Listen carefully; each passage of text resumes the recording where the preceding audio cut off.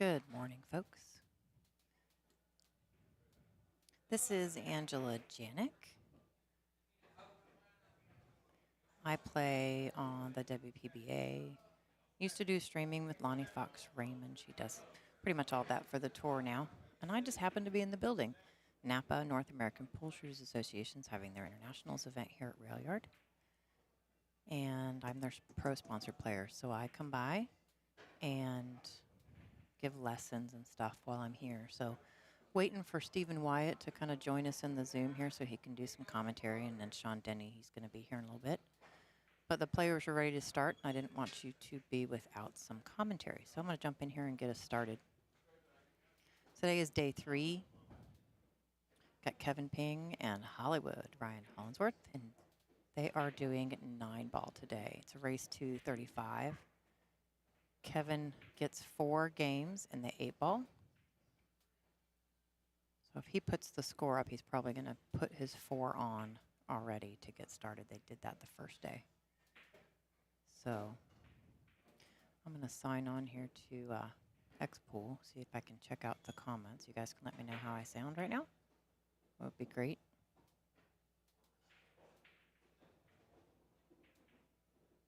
All right. So I'm on the Facebook one.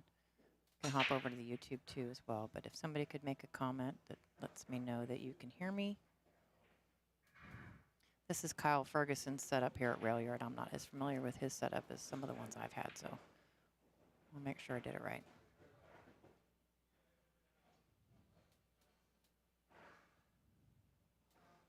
So a dry break there.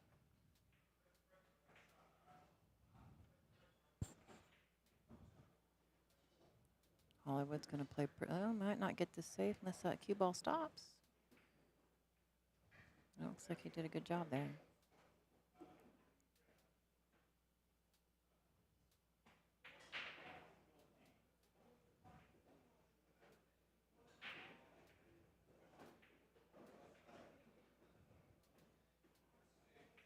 Thank you, Brandon. I appreciate that. We're going airborne right out of the gate. So I know Kevin doesn't care right now if I say this, but he actually is borrowing my equipment. Not the playing cue, but the break cue and the jump cue are mine. For some reason, he loves my break cue. So this table is traditionally really hard to break on. I played on it the first night they got here, played against Ryan for a bit, and it breaks tough.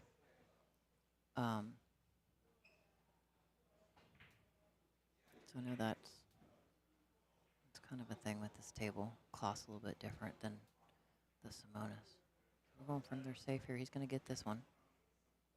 It's going to be a little harder to jump now. He's shooting over that 3-ball with a little bit distance. It's going to be a little bit more difficult to do because of the being able to bridge. So I can't see from my view. The playing cue is mine. Oh. Side pocket. Nope. Uh-oh. Okay. So there's the first open opportunity of the rack. Pretty sure that 1-ball's got a clear window to the corner pocket. Just slightly draw back a little bit. You want to get far enough that you don't have too steep of an angle on the 2, because then you won't stay down the table for the 3. So it's going to make sure he gets down there just like that. Going to work these 2 balls down here at this bottom rail. I would slide back, keep away from all the traffic, so it might go the other way, but yeah, I would slide back. I went too far. Definitely overstroked that ball. He shoots fast. I haven't done any commentary for this. He shoots fast. Yeah, now he's jacked up because he wants to avoid traffic. So he's going to have to... Whoa, that works, I guess. Holy cow. Jeez. Just do that. Just do that the whole time. That works, right?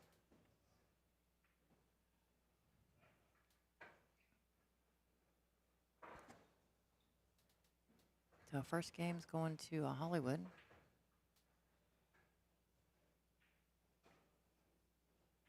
I don't see where they've done anything with the score yet, or where I put up Kevin's games. He's getting 4.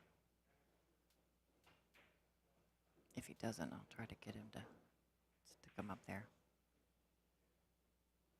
They're keeping their own score, so. Say hi to Bill Trimble in the chat. Yes, Bill, I'm in the booth. For a moment, anyway. See what kind of break he can get off this tough table.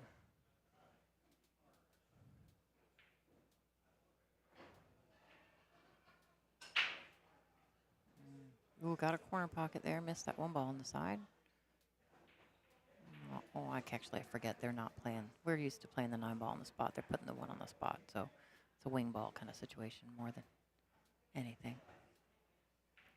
Yeah, I got to put that 8 ball back up there because that's Kevin's ball. That's his weight there.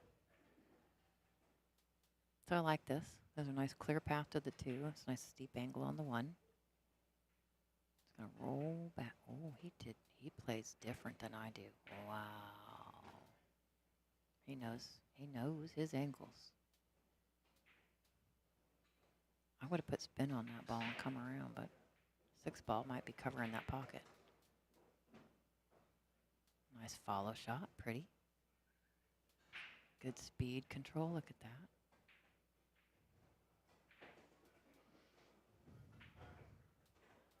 Okay, pull that ball back. Don't get close to 7.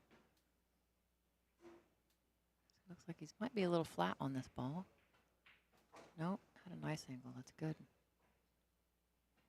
Nice angle on the 5. A little outside on there, just a tad, and come around. 1, 2. Pretty. Gets close to his next ball. I like that. Taking out the error, getting close to the object ball. He doesn't leave himself long. He gets within about a foot of the next ball in some of these shots, which is really well played. Nice done, center of the pocket, really pretty. So he's on the wrong side of the 8 ball. He's just going to use a little inside English and come across for the 9. Just a tiny, actually put a little top on there and just kind of rolled over. Works just fine. Nicely done. He says 9 ball, his rotation is his game. So 4 to 2 there. He's trying to knock that 4-game spot off as fast as he can here and even it up.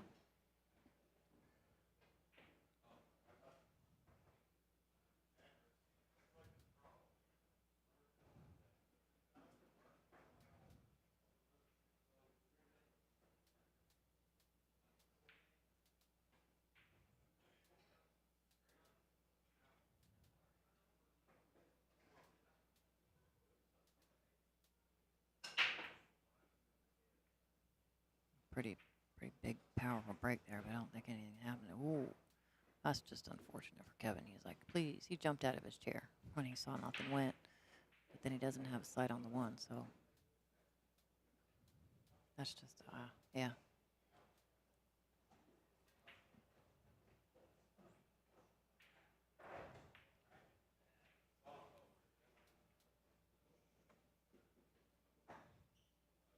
Didn't think he quite left the whole ball here.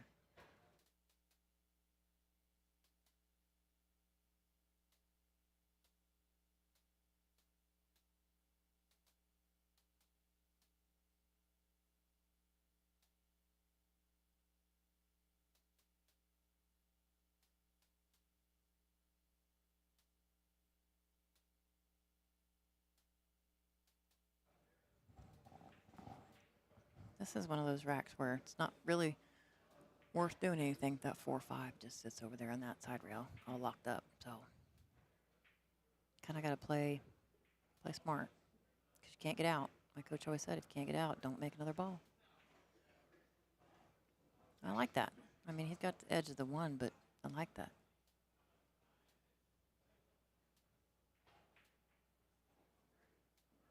He's it's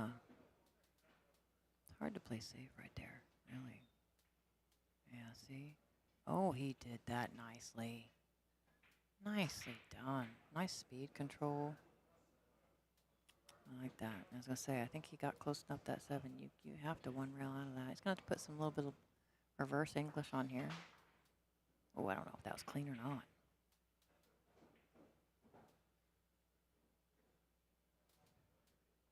I don't know. Was that good? Yeah, maybe. Trying to watch a replay on my phone.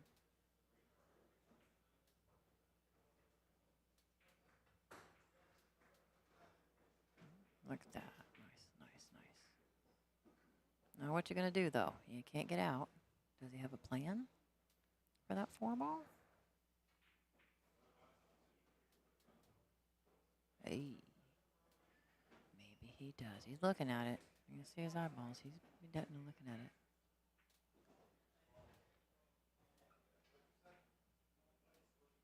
He knows he's got to do something here. Oh, he says stop. Is he really going to try this right now?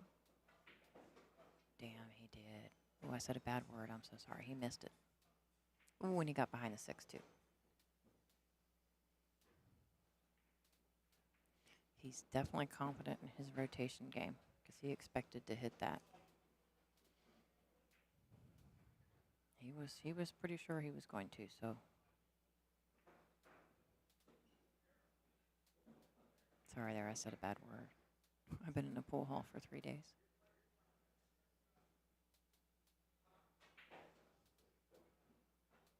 All right, so let's see what this kick's on like. We're definitely going to get a good hit here.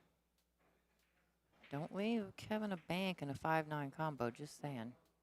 I'm not saying he's going to go for that, but I like playing safe behind the 6 and 5 here.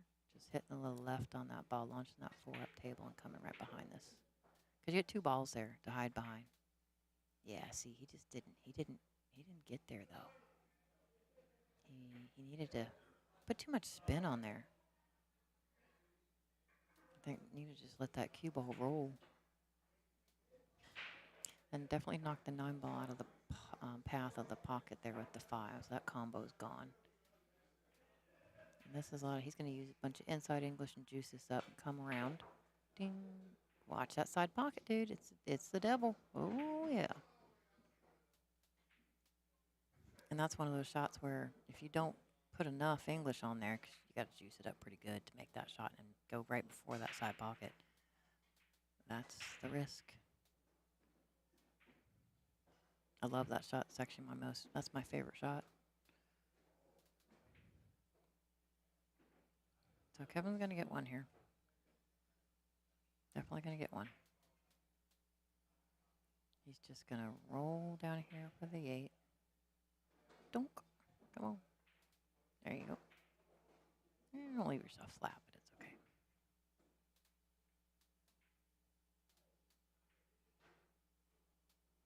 Yeah, he's all right.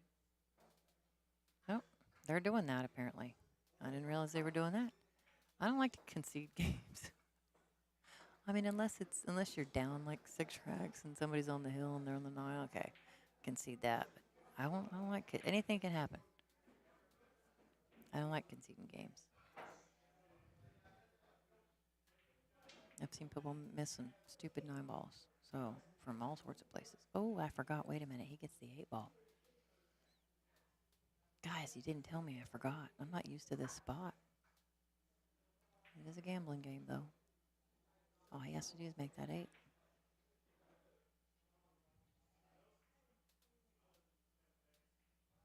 Well, that's a big spot. In my opinion, I think it's a big spot.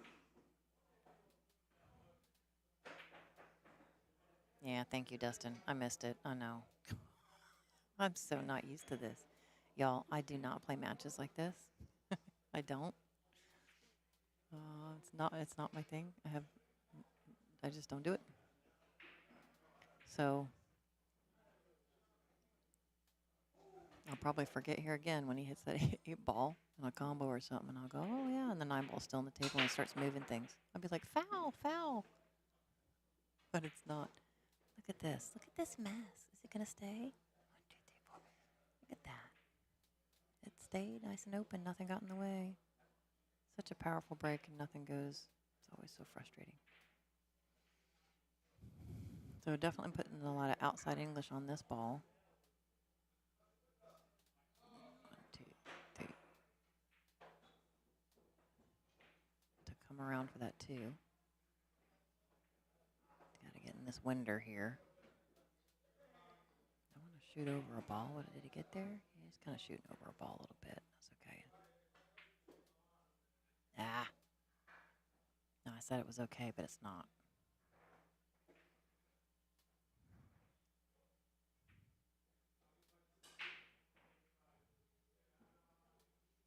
I think they're going to be a bit more serious today. This is the decider. Yeah, you look at, oh goodness, you look at how they did this set.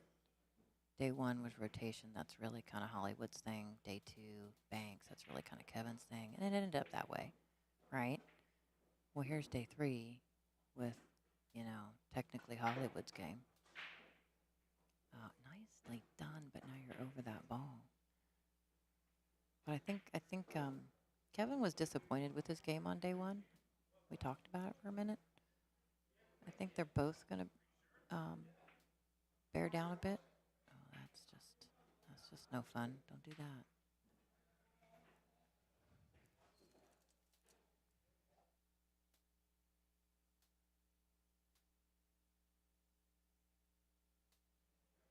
So I think we'll see some serious pool today from both of these guys. I hope they're both on their game. I like good pool. So this is one of those shots where he's got to end up pretty flat on that 5 if he's leaving it up there to shoot it down table. 6 doesn't have a corner pocket here. The 9 ball's in the way. That combo's ugly. Either you roll the cue ball up for the 6 on the side, or we're going to hit that and come down to shoot the 5 the other way because it's so close to the side pocket. So this is a lot of decisions here for this 4-ball shot.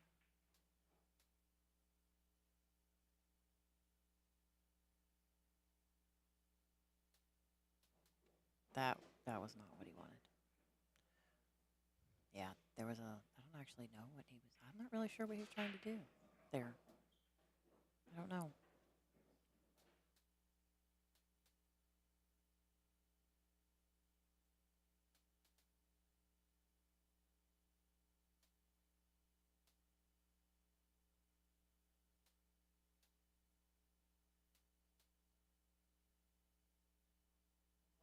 It was well played.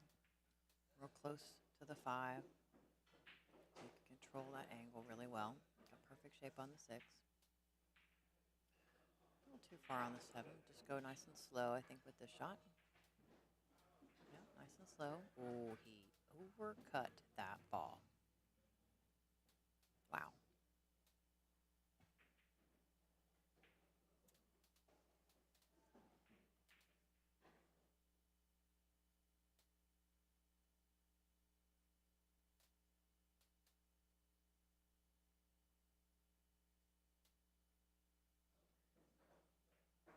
Went too far here. But it's okay. It's a controllable ball. I don't recommend going all the way around the table if you can help it. But just hold the cue ball. A little top, a little inside maybe. That's what I would do. Just come around. Really bearing down here. Focus, yeah. Nice. Oh, that's right. He gets the 8 ball. Y'all, this is just not going to be easy for me. I have never done commentary in my life where someone's getting weight like this. I'm still waiting for his shape on the 9 ball. Here I am going, hello. Y'all, this is going to take me some time. Hey, Trapper, yeah, this is the 3rd day for sure. We're back to rotation like day 1. This is day 3. Still the same race, the 35, 4 on the wire, and Kevin gets the 8, obviously, because right there, Angela forgot again.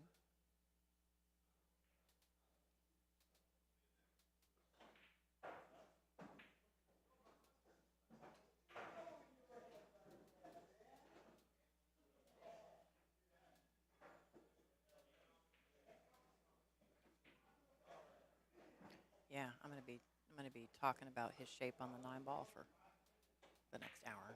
Next Steven gets on here. Oh, goodness. He launched right off that table. Now he doesn't like my break cue. I'm gonna look at him and go, that was not my cue. That was you. Don't be mad at me. Don't be mad at me. So technically, yeah, I think whoever wins this day wins it all, kind of, because what they did the last 2 days was a wash, right? It's $10,000 Friday, $10,000 Saturday. So they paid. They're basically even. So today's is, yeah, I think, and they double up. So I think it was 10, 10, and now it's 20. Because it's a total of 40,000. So today is the decider of who wins it all, yes, and it's double the money.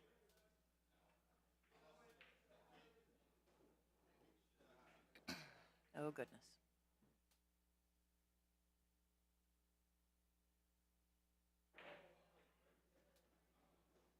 It's a lot of money in the middle today. I mean, 20,000 isn't chump change, folks. It's quite a bit of cash. Oh, it's gonna hit 7. Oh no, it didn't. Oh, it was close. It's such a tough shot not to scratch, but so save for banks. And Kevin's at the table, so let's see what he does with this 5 ball.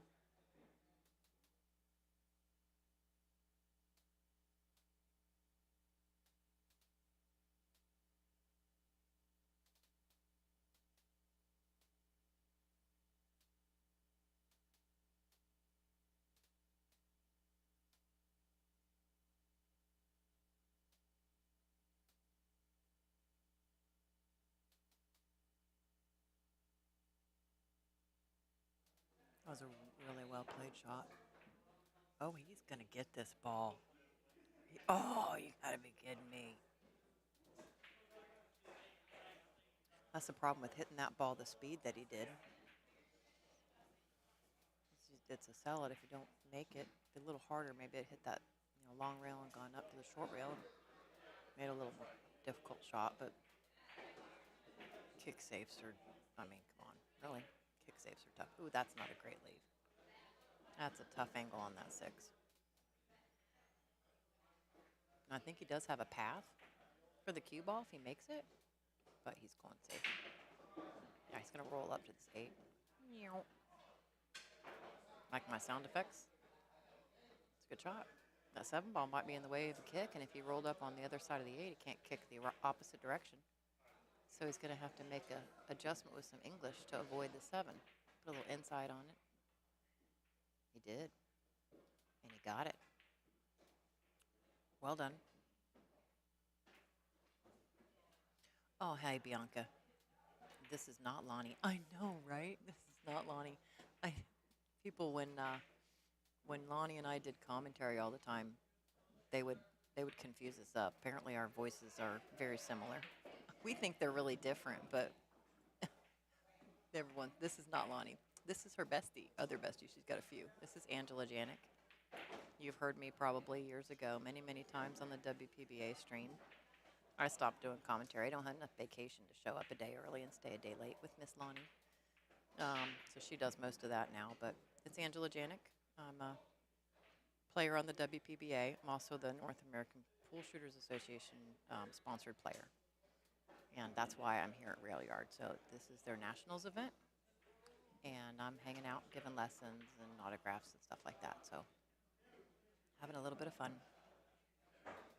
Thought I'd jump in the booth until Steven's ready or Mike DeLauder comes back. And he just walked in the door. So I have a feeling I'm going to give him a minute to get situated. And he might get down in this chair and put this headset on and give you guys some commentary for the day. I got to go back to work. It's all very nice to see you in the chat, folks. Make sure you share the stream. $20,000 in the middle here. We're back to 9 ball. And there we go. Hollywood got a game. Trying to chip away at that spot. He's got still a little bit of catching up to do.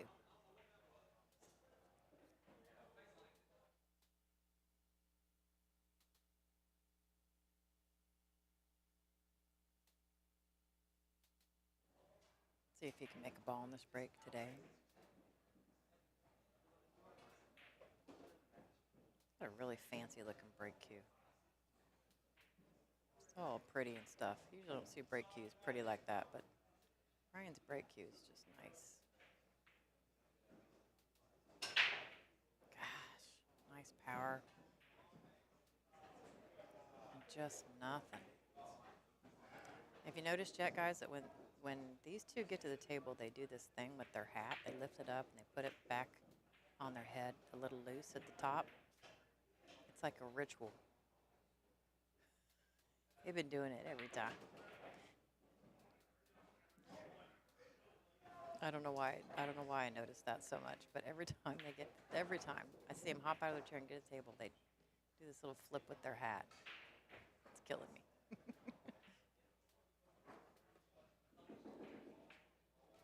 Oh, do I sound like Michelle too?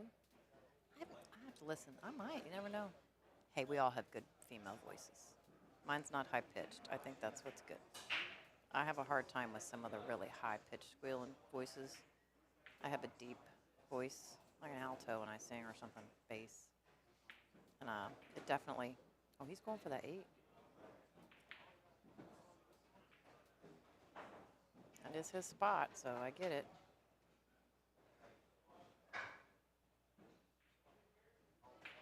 He must be right lined up to it, too. It looks really attractive. Oh, is that what he was trying to do? Is that what he was trying to do? I don't think that's what he was trying to do. I'm pretty sure that wasn't it.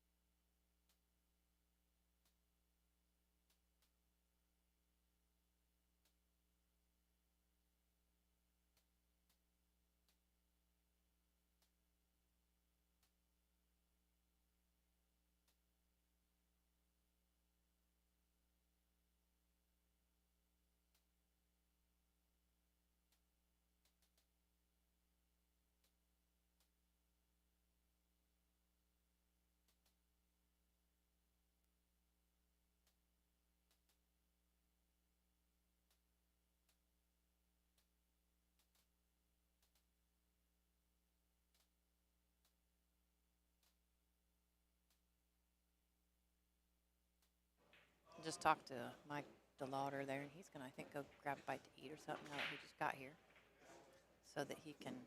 Oh, see, Ryan's doing these shots where he's getting so close. He's just drawing the balls a little. Just needs to go a tiny here, bit there, a tiny bit here. It's like dialing in, and he's just not quite there yet. You can see it on his face. He's like, ugh. So I think he's gonna work on fixing that here in a minute. Or he is every second working on fixing that because he's just giving him away if missing balls like that.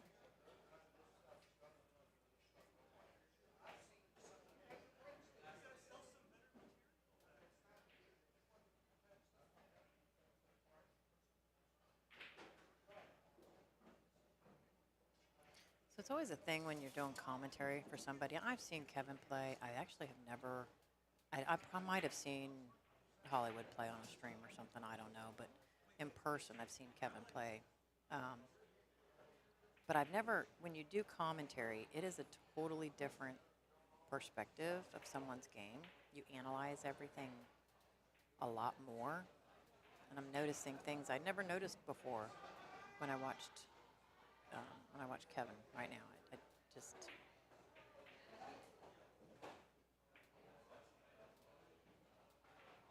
I don't know how I feel about it all yet. I made my determination.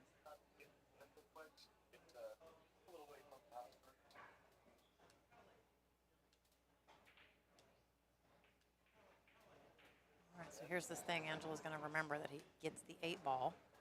So this is basically his 9 ball. I finally remembered. It took me a couple racks here, folks, but this is his ball. Okay, so that's it. Now he's gonna do the thing. Yeah, sorry about that. Give me some time. I'll get it right.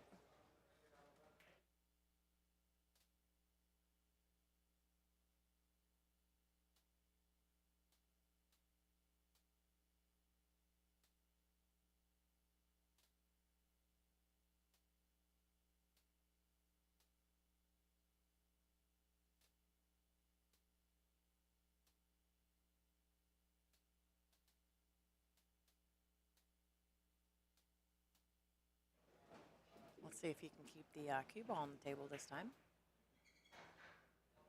It's a good break cue there, Kevin, but might have to put a little more accuracy into it. Keep it on the table. Hit that ball square. Come on. That's it. Still got some spin on there. A lot of spin on there. I don't think he's doing that on purpose. It's not a sellout, though. I don't think he can see enough of that one ball to make it. He's going to pinch it. Not like that.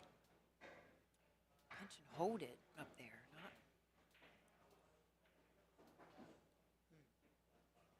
All right, let's see. That doesn't work. That doesn't work. Is he trying to three foul him? I'm not sure what. Oh no. Oh, he's doing the thing. He's going for the 8-ball in the banking. He's combo banking. Is that what do you call it? A combo bank? Bank combo? I don't know what I'm supposed to say here. This is so outside of my wheelhouse. Oh. Oh.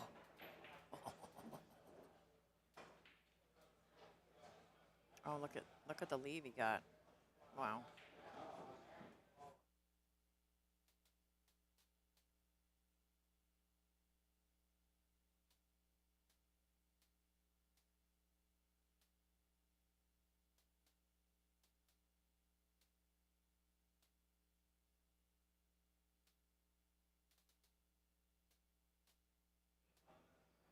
Hollywood has a very serious look on his face today, folks. I really, really think he's bearing down. It's a pretty serious look on his face. It's the kind of vibe I'm getting.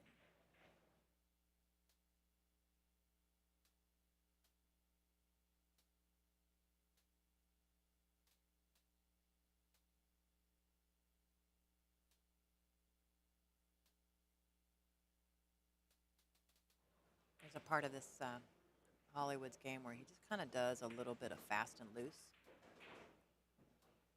He gets up to the table, and he does kind of shoot fast a little bit, but it's loose. It's nice and relaxed and smooth, and he doesn't smack balls around.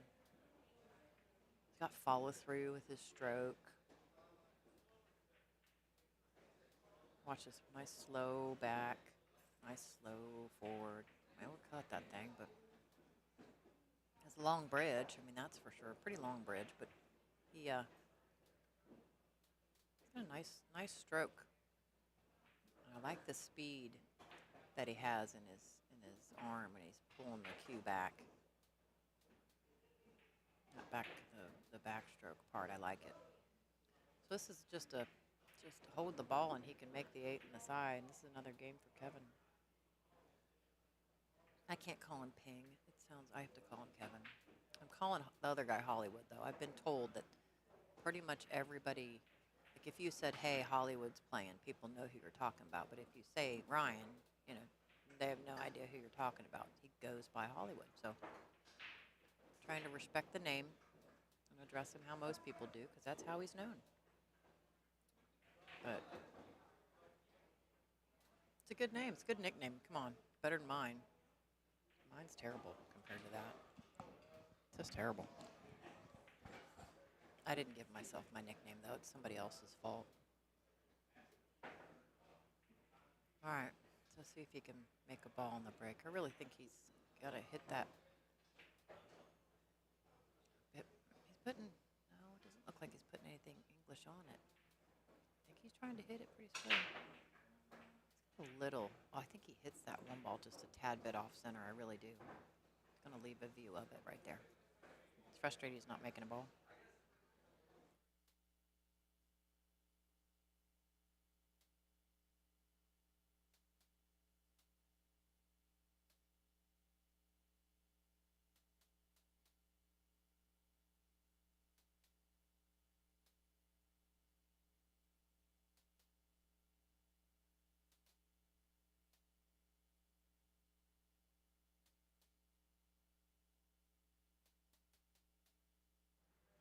think that was left a perfect window.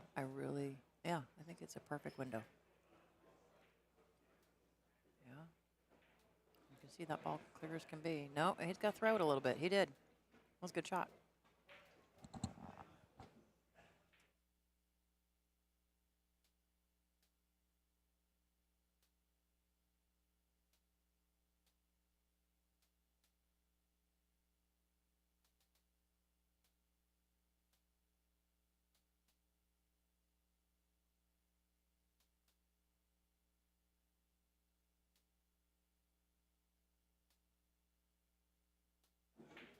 Hey You, Angela, how you doing? you scared me to death.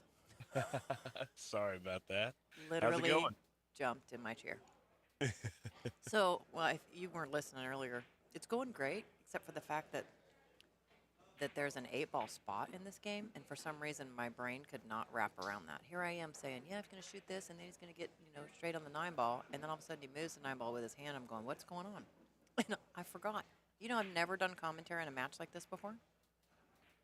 Really? Well, yeah, it's a different animal, right? Yes, it is. And so I'm with the spot at the 8 ball, my brain just can't grasp it, right?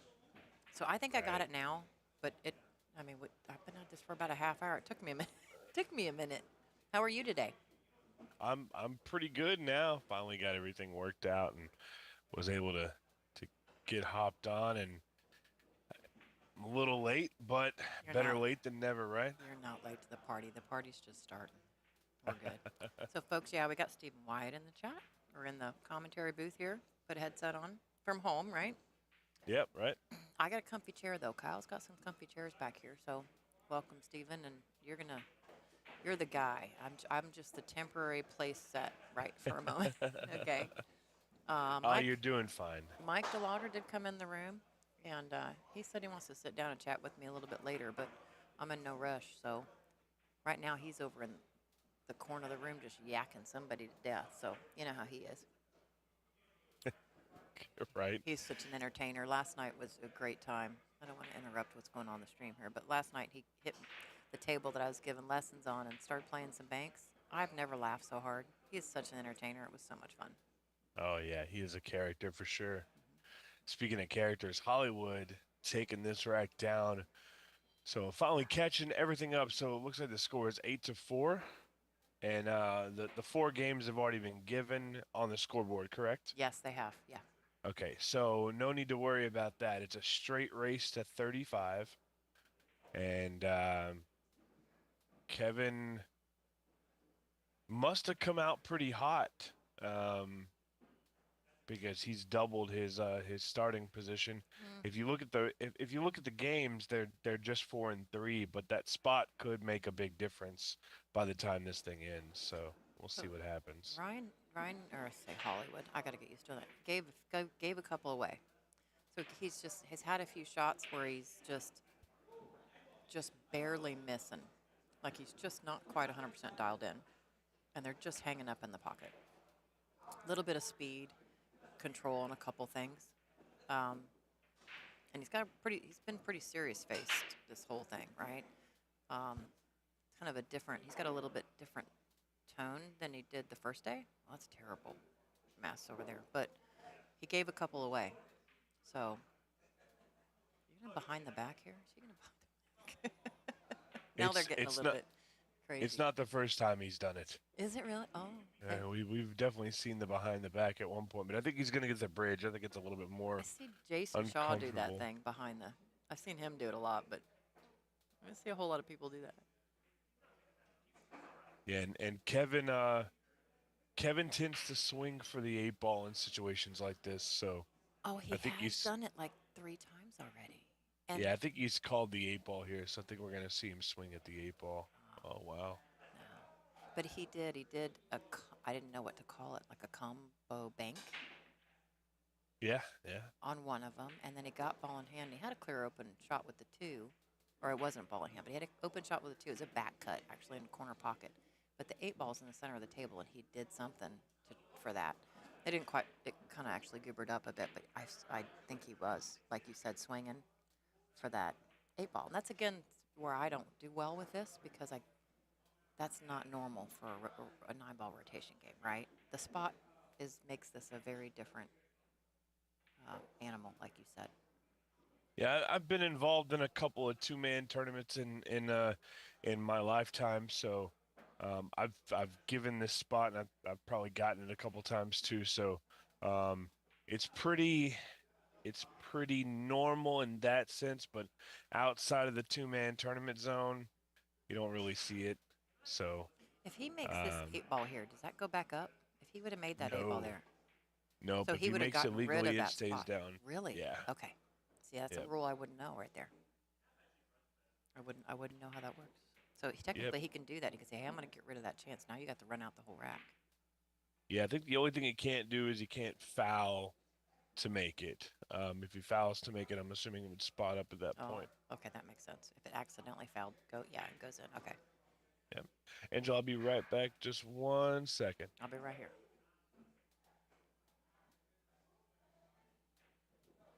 Hmm. There's a big mess on the table here. This whole 3, 4, 7, 5.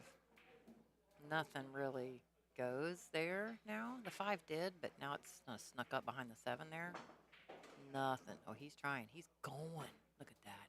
How can that? Oh, did he? Oh, growl. That was risky, hitting on the side that he did of that cluster. If he was on the other side, he would have rolled down for the 2. It would have been beautiful. He's jumping, I'm pretty sure. But now he's broken that whole mess out for Kevin if he can't seem to. Which there's a kick save here, but if he jumps it, obviously exponentially harder to kick at this Yeah. 2. I And think hold it's the 2 ball. I don't know. I think this one's kind of that mid-range because he's just gonna jump and he's gonna come off the back rail into the 2. Gonna try and essentially do the kick and stick. Yeah, yeah. It's just so hard with the jump. Hey, somebody's got a question, and maybe you can answer it, Steven. So what if Ryan pushes out and makes the 8? That gets spotted up too, obviously. Yeah, I would think, Well, or not. not necessarily because technically a push out would be a legal shot. So it all depends on what these two guys have worked out between themselves. You know, some people will work out if you if you play a rollout because it's a legal shot at that point, you're giving up your turn, right? That it would stay down. So it just depends on how they've worked it out. But um, I truly don't know what that plan is.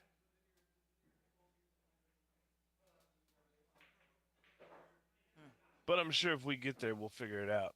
Yeah, yeah. Whatever it is they do.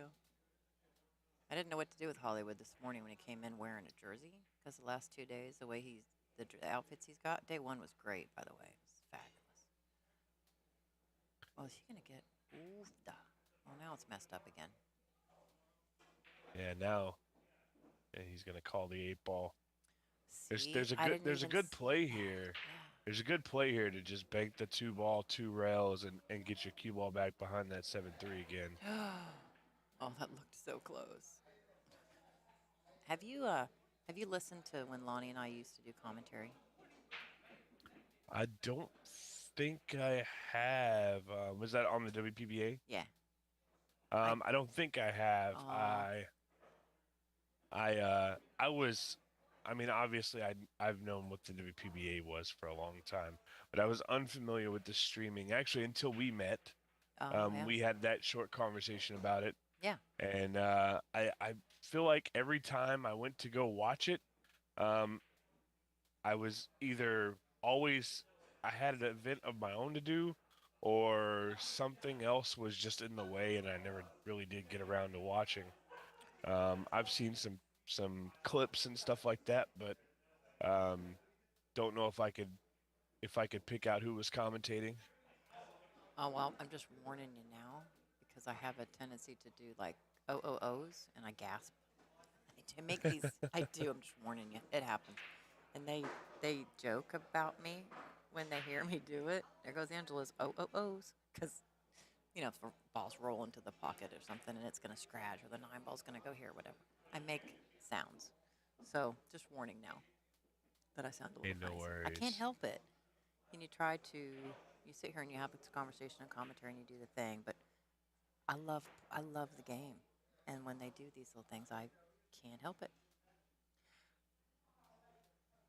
Okay, so this is one of those little itty bitty shots. It's just an itty bitty shot. I don't. They're hard. These are hard. I liked it the other way, personally. Yeah, I Yeah, liked it that I way. I thought that was I better. think I think Kevin's going about this the wrong way. I think you can play it safe here and try and get ball in hand. Well, he did. Okay. Yeah, that's why I I like that way better. The other way, I just thought he's too close to the ball and close to the rail. How do you control it when you can't? The other way, like this, is locks him so up. now I you're thought. just gonna kiss it and make it off angle for him. Yeah, that's not a bad play. I think The they only issue is I think one, there's a pretty easy counter safe. yeah And I think if he were to hit this hard, he off. could actually make the 8 ball off of 7. That's what I said. That's what I saw. I was like, oh, he didn't see it, but it looked pretty. Our angles, we've got this one angle, but man, it looked like it just rolled right down to that corner pocket. This is ugly. Yeah, it can be hard to tell sometimes um, with the angles that we have. Even sometimes when we have all the angles, sometimes it can still be deceiving. Some things you can just only see from the table. It's a good hit, though. That's a good hit. It's all open now, though. And this is really going to be the tester here because his cue ball is moving away. He's going to have to put some punch on it to try and get it to straighten back out. Mm-hmm. What are they talking about?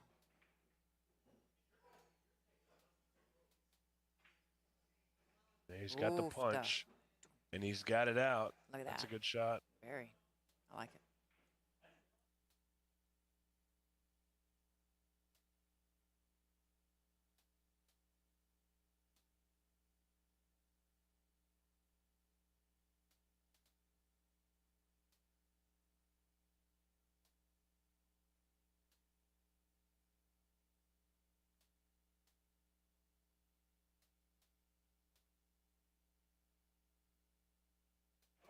He must have got a little too flat on this ball.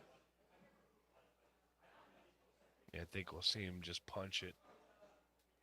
He's gearing up for something.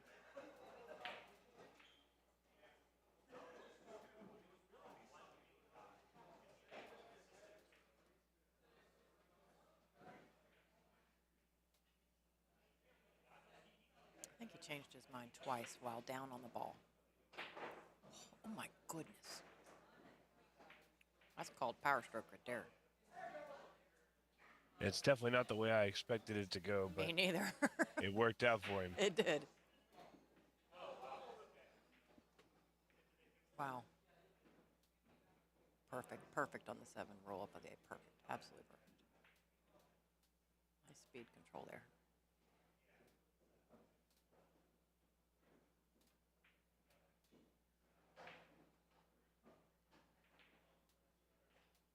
Definitely looks way more composed than he did the first day. So they both do, in my opinion. I think we're on day 3, right? We've doubled, so it's 20. There's 20 going on now instead of 10. And they both have a much more serious look. Not that they weren't serious for day 1. I think they were swinging just a bit on day, you know what I mean? Yeah, And I yeah. was sitting here watching it, and I had a couple moments like, oh, I can't believe they, or wow. I did, just watching from, the spectator seats here. And today, just their manner, and they got here just real serious, which I like. I like good pool. I don't think they're gonna. It's just as much time actually that just Kevin just put on that ball, right? I think it's gonna be a good match today. Yeah, it's Do you definitely going to predict? be Do you ever do that? Do you predict your winners? um, you know, not really. If if you said you got to pick somebody right now, I would go with, ignoring the scoreline, I'd go with Ryan because he came out 4 games ahead on the first day with the spot. Right. So, Right. that's probably the same way I would lean, but I don't have a horse in the race. I don't bet on anything that I'm commentating on because I don't want to be biased. So Right. I just kind of um, go with the match and see what happens. But yeah, if I had to pick somebody, I would go with the guy who won this set the first day, which would be Hollywood.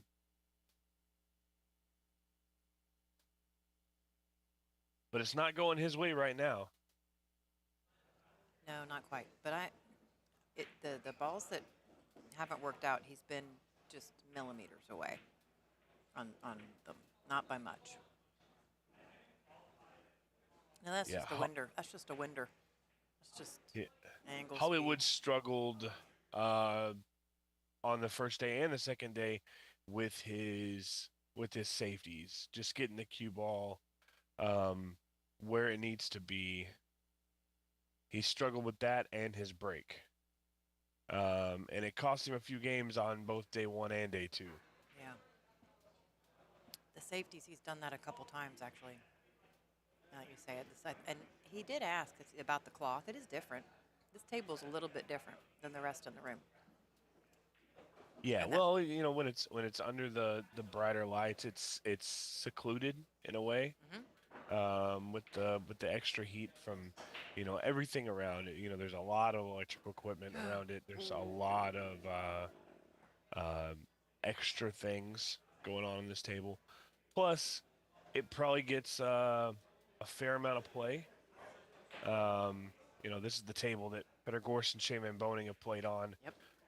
And it hasn't been refelted since they played, I'm sure. So, it probably gets quite a bit of play, but the conditions are different to begin with. So, yeah, it's a different table. It's definitely a different table. I played on it when I got here, and I actually like it.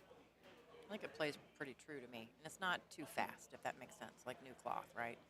It's worn in, absolutely. But I actually like the speed of this table. Yeah, I know the rails are pretty springy compared to, some of the others. Now that, I don't have the expertise for that.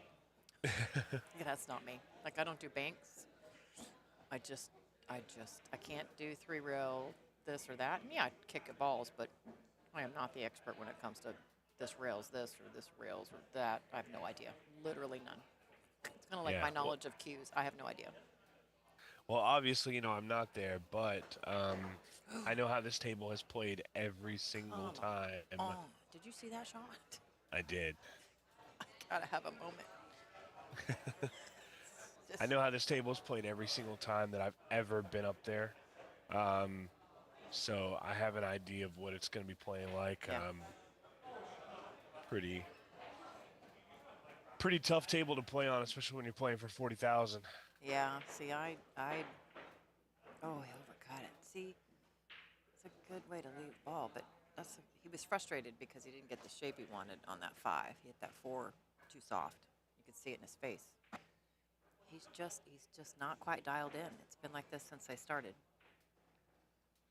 Ooh, and Kevin missed a bank. It's a bad leave right there. Hey, Steven, Yeah, you chat for a minute with the folks. I'm going to sit here and talk to Mike for a second. He just jumped in. Yeah, absolutely. Nice little safety play here by Hollywood. I don't think Kevin's going to be busting out the jump cue on this one.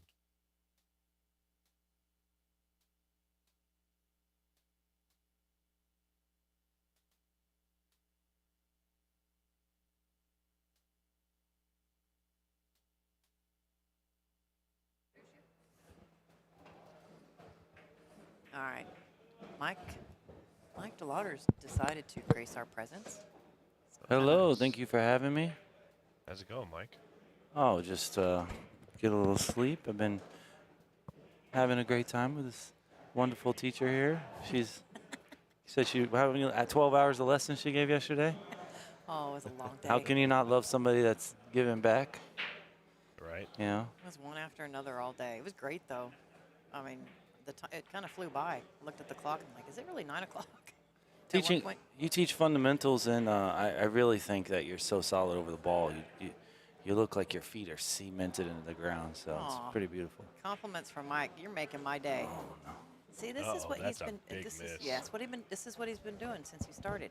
Just these just a little off here, a little off there, right, and just jawing up the ball, leaving it for. I mean, he's leaving this. That's where he was. You thought for a minute when it started, he's going to kind of chip away at that spot, right? But not when you do this. You leave shots like that. He's so close, but. Yeah, I mean, when you're given a spot, it's definitely a reality that, you know, the deficit is there. You know, it's not like being in a football game and the guy scored 2 touchdowns. He's starting 2 touchdowns down, so, you know, every possession matters. If he doesn't close the deficit at the midpoint, it could be a runaway, you know? Yeah. So.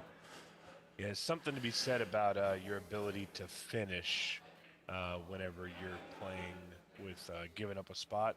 You have to be able to finish in these positions. You don't want to give the easy game to your opponent when you're giving up a ball. No.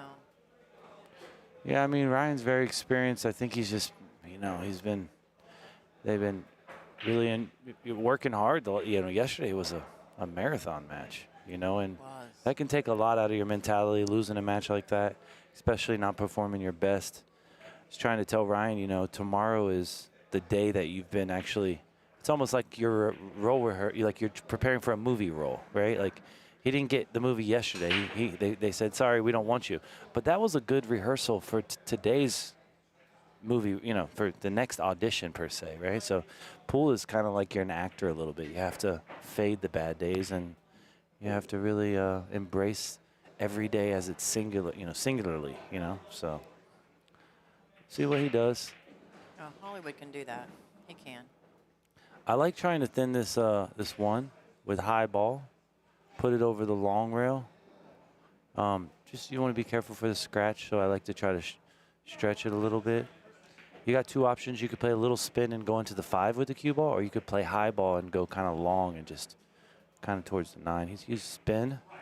On that 5-ball one, he's going to hit 2. Oh, look at that. So, yeah, I mean, the spin shot's cool. You just, sometimes you can.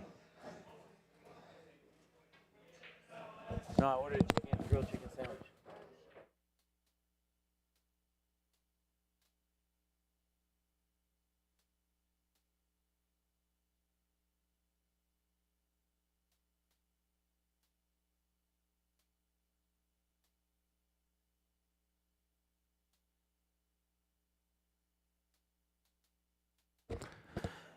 Sorry, folks.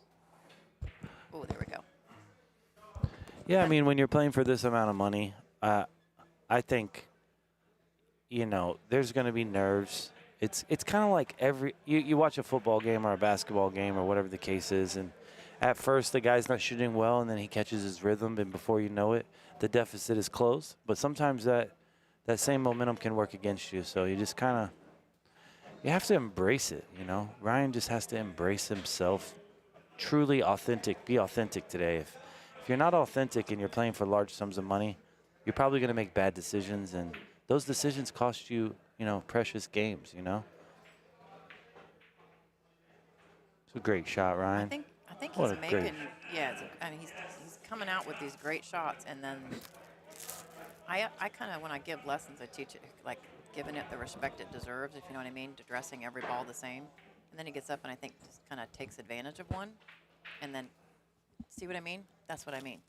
Like just, that's what he's been doing the whole time right there. So close.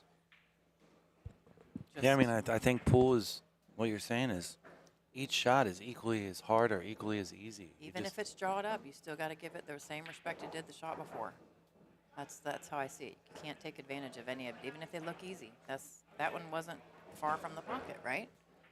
No, I mean, playing position, sometimes you forget to compensate for the way you need to aim the ball because he's trying to open the ball up.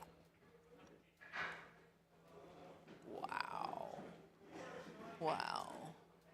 Yeah, I mean, Kevin's kind of free rolling right now, and if there's no pressure applied, then it'll probably continue in this direction.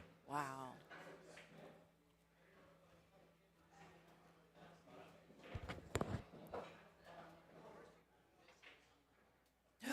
Oh no. It's because you make such a pretty shot. Oh, look how lucky. He just got. I'll tell you rolled. what, the first day it could have been said that Ryan got a few decent rolls, and I mean, honestly, either one of them got some rolls, but from what I've seen so far today, Kevin's definitely on the good side of the rolls with some of these misses. I So, agree. You're right. 100% right. It does look like it's kind of. oh, did he get one back? Just as you said that. That timing was great. Just as you said that, and here he goes. I think he got It's one like- back. He did. Yeah, I mean, I really don't like kicking one rail here because the probability is you're going to kick the 7, and then the pink ball is going to go to the long rail and dress up over a pocket. Efren would shoot this long rail, bottom rail, and try to kick it towards the 6 and get the 4 down table if he misses the 6. If you go one rail here, it's a very big ball, but it's not a very big opportunity. You go 2 rails, and the pink either goes above the 6, goes down to the bottom rail, the end rail, or it could be fortunate to go on the side or off the 6. But yeah, going one rail here tells me that you just want to hit it, and it's not a winning shot. You know what I mean? he's doing it though. If he's He's jumping doing it, it. it's really not a winning shot. Oh dear heaven. This is, So he is just. What would you call it earlier? He's free swinging or swinging or. I felt like that ball came right at me, and he's facing technically the other direction, but I'm looking at him reversed. I jumped with that ball. That was terrible. Yeah, he played that like he was free rolling, but that's not a shot that you need to jump. No, I can't in believe that he did that. situation. He's got a good lead here, and that's how you lose the lead right there, right? Like I wouldn't have done that. He's been shooting great. I mean, Mike was right. Like 2 rail kick or something. Not the one. That's for the jump shot. The jump shot was moronic because there's no fruit in that tree. That No. tree never bears fruit, even if you hit the ball. Right. Probably going to make both balls jump off the table if you hit the ball. I agree. Yeah. This is actually a tough shot. He's a little off angle here. Look at this. Oh, come on. Is he going to get a roll though? See, that's just unfair. I mean, No, I that get was that was lack of concentration on the angle from the 3rd ball. Like I when agree, he's playing yeah. from the 7 to the 8, you got to say, hey, I need an angle. Pool's a game of angles. Well, yeah. If you get pick straight the in all the side. time, you can only go forward or backwards. You Right. can't really, you know what I mean? Look at the ball and say which side. Scratch. Of this? Oh dear heavens. Oh, I look for Kevin to shoot this 4 rails because he's just based off his last decision making. I'm not even. Am I the only one that feels that he's either going to try to bank it 4 rails or Steven, maybe spin it in? I'm not sure. what do you think? I think he's going to go for 4. Play defense, that's the- aim it short. Yeah, that's the thing with the situation these guys are in. I tell people all the time, there's a reason the table has 6 bouncy rails on it. You can use those bouncy rails to your advantage. All you got to do is prepare for that. If you prepare for a straight-in shot where you have to yank the cue ball straight backwards, and you potentially, don't get good shape, it's because you're not using those bouncy rails to your advantage. Yeah, using the rails is essential. I mean, in a perfect world, if you could shoot everything as a stop shot, that would be wonderful, but that would mean you don't need an angle to move the cue ball. You know what I mean? So Well, it ain't the color of money. We ain't all getting stop shots. Is it? No. So you must just not like money if you're like the reason why that shot's not good is because A, the cue ball wasn't to the bottom rail. If you're going to shoot the 4 railer, you literally play to miss it short. And if you miss it and the ball doesn't get to the pocket, you lose. If the cue ball doesn't get to the end rail, you lose. If it comes back out, you lose. So you can't give up control of the cue ball. I think maybe he should have just hit the left side of the ball and played the principal safety. I just split them out again the other Exactly, way. That's exactly. exactly what I think you're supposed to do. I was taught. Yeah. Just reverse their positions. Exactly. If you feel uncomfortable, let's put them in that same spot. Yeah. Right? Exactly. Yeah. Leave it difficult. It's break time, folks. I can see it coming. Yep, there they go. There it is, and we'll start the timer. We got the over/under on 2 hours and 9 minutes. Oh, is that really where we're at? I Yeah, don't we know did if it today. yesterday. I know. They Yeah. beat the over by Oh. they beat the over by 7 minutes. We'll see where it goes. I'm on mute for a minute and finish my lunch. I'll be right back. Yeah, sounds good.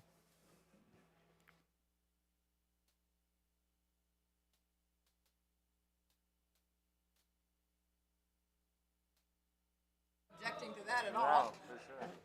I don't really know that much. I mean, I do, but then I don't. I kind of go by feel a lot in my game. You're going to teach me stuff I'm going to think about. The issue with feel is it doesn't allow people to teach themselves.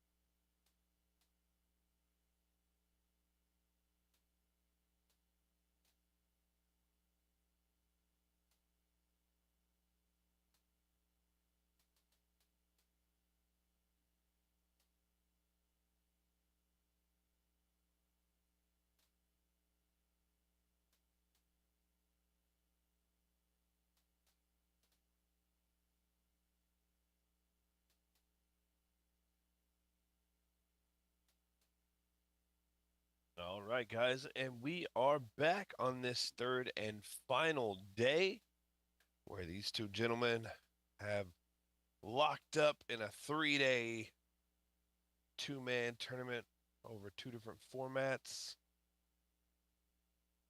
And yesterday, Hollywood tried to fend off the banking prowess of Mr. Kevin Ping. Wasn't able to do so after he had won on day 1. So we go to the third day, and it's for all the marbles. I think I'm playing safe here. Oh, he's going to go for the 9-ball. That's the scary part about that. You risk leaving the 9-ball in front of the hole. He got away with it, but it could have been real bad had he left the 9-ball in front of the hole and that 4-ball went where it did.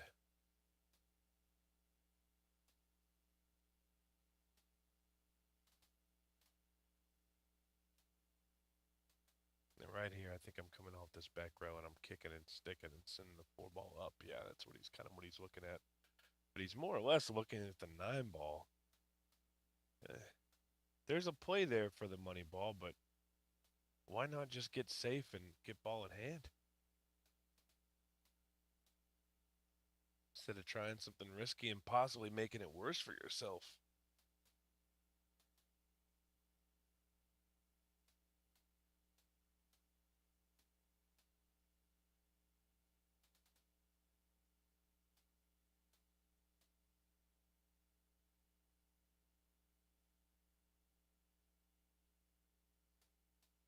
Yeah, he could have not gone for the combo and played a better version of that safety.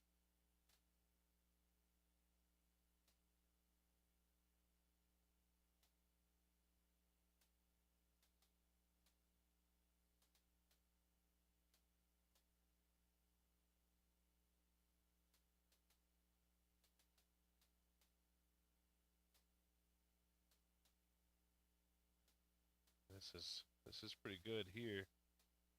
A little bit straight. Just gonna draw back.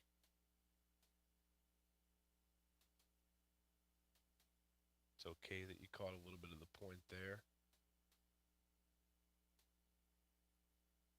I believe at this angle you're just gonna run into the 9-ball anyway. So if you run into the edge of the 9-ball on the way out, it can set you up pretty well for the 8. He overhit it and missed the 6-ball, which could be a blessing in disguise here. Now here, same thing. I think I'm kicking behind the 8-ball and using a ton of left-hand English to try and run into that 6-ball face up and get the kick and stick.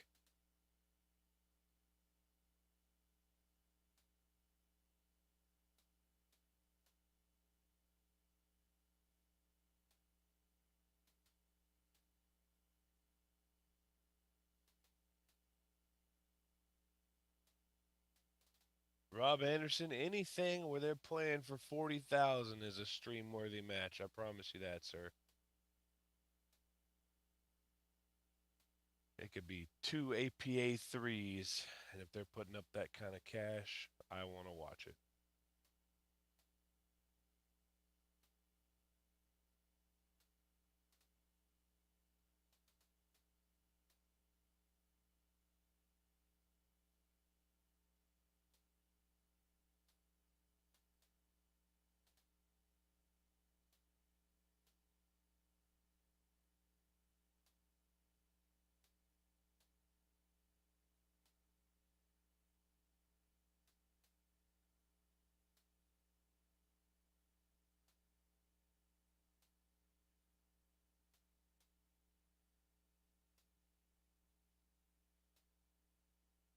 Once again, I think I'm playing the safe route here. Yeah, I like it.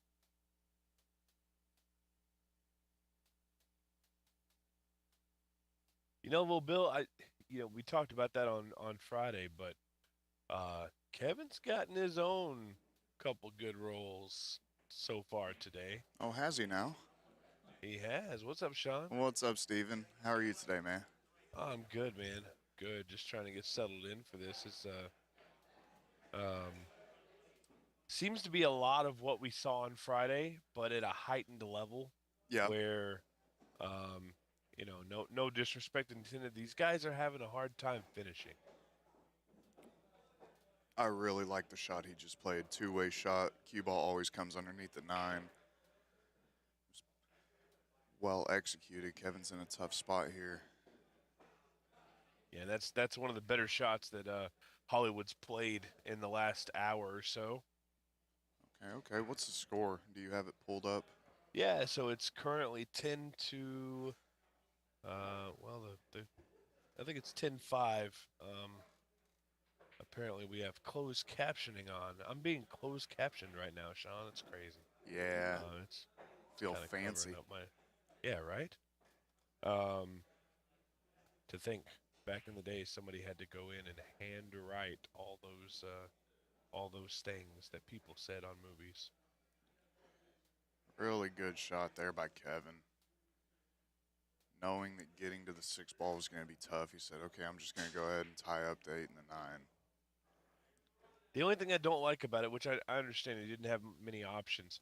The only thing I don't like about it is the breakout is just so possible. Now, granted, he missed it.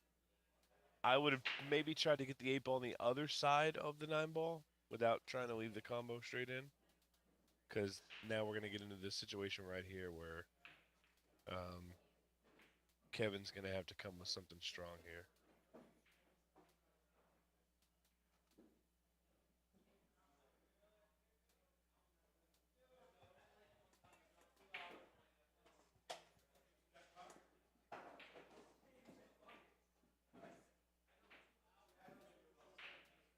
Did he play the two-way? Did he get it? He was trying to. I don't think he quite got there. I think he just hit it a little too wide. If he would have shortened it up a little bit, the 8 ball would have ended up a little bit further over on the left. Oh, no. See, and this is what it is. You got to finish. You got to finish when the opportunity's there. Buckle down. Like I'm not a champion level player. I'd have probably missed it too, but you got to at least try and buckle down to give yourself the best opportunity to make that ball. I think he went at it a little quick.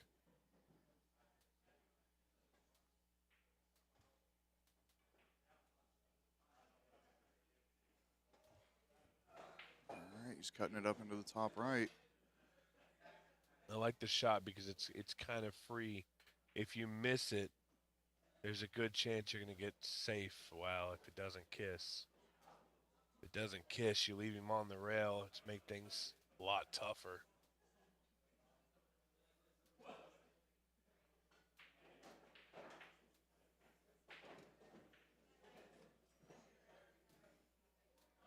All right, Hollywood to pull within 4. There it is. Yeah, that's right. And so we got a new line set, Sean. Oh, yeah, what's the line? Yeah, so based on the fact that we believe Banks took a little bit longer than the 9 ball did, our total amount of breaks has gone down, and the time has gone down slightly as well. Total amount of breaks, we were at 6.5 yesterday. We're going 6 today. We've already had 1. Okay. And the time has dropped from 1 hour 49 minutes to 1 hour 42 minutes. Okay.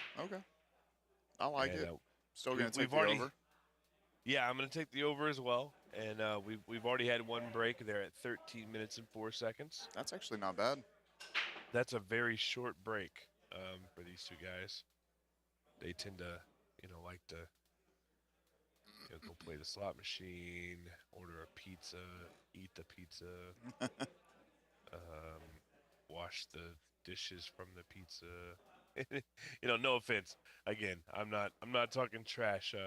We joke and we kid, but I get nothing respect for these players. They're putting up the money. They could take whatever kind of break they want, to be honest. Yeah, I've talked to these guys a couple times. They know they've been taking longer breaks, and they don't care. I mean, it's their game. They're allowing us to view it on stream. They don't Yeah, have to. Me and you, we're just here to call it, and that's all that matters.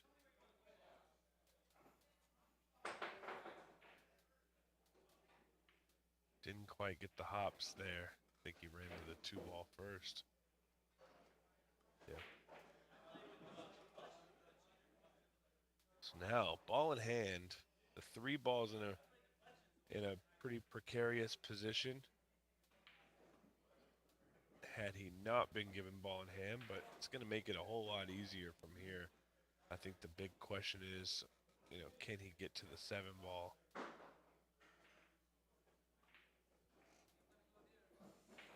All right, good shot there. Wants to make the 4-ball clean in that side pocket. Doesn't want to move the 6.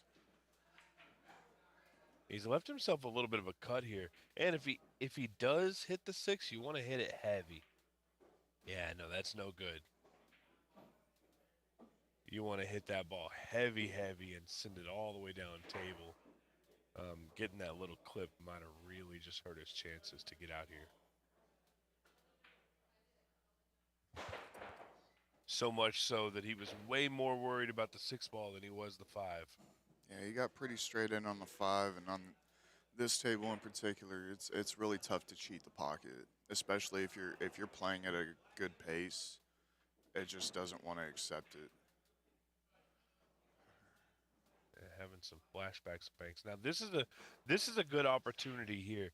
You play this ball with a little bit of top left, let it come down off the side rail, off the bottom rail, and with that English reverse to send you back up straight. Well, he hit it with some pace. I don't know if I'd have hit it that hard. Honestly, I think he would have been okay. I think he caught the knuckle of the pocket a little bit.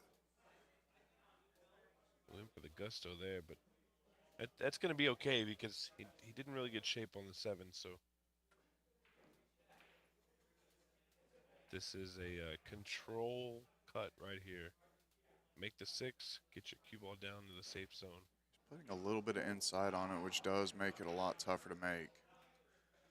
He has gotten fortunate and tied up the 9 and the 7, though. And this is, if he makes this 6-ball, which he should, you shouldn't have to worry too much about the cue ball because you know what you have down there. There's a pretty simple safety. The way that 7-ball is sitting, oh, wow, he's going to come all the way down. He's going to hook himself. Oh, wow. He's window shopping. Yeah, well, now I don't know what the plan would be. Maybe kicking at it. Get that 9-ball. I think he's just going to thin it and put the cue ball on this right rail. I don't know. I don't know about that. I don't like it. I think personally for me the play there would have been just thinning the 7, trying to leave it stacked with the 9, and just putting that cue ball on that right side long rail. Yeah, it's. I think the outcome there would have been definitely better than what the outcome here is.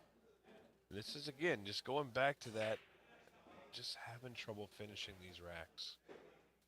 And when you're giving up the 8-ball, you can't not finish. Yep.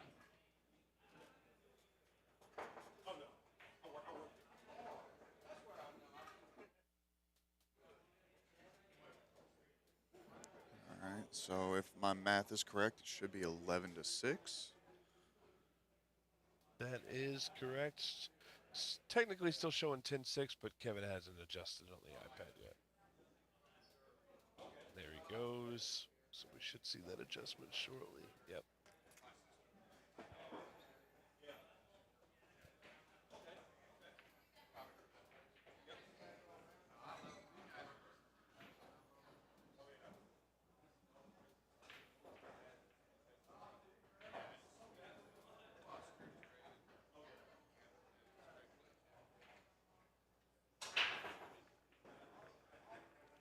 Both these players kind of struggling with the break. Yeah, they've been struggling with it all weekend. Whether they're playing Banks or 9-ball on day 1, I think they both struggle with the break pretty badly.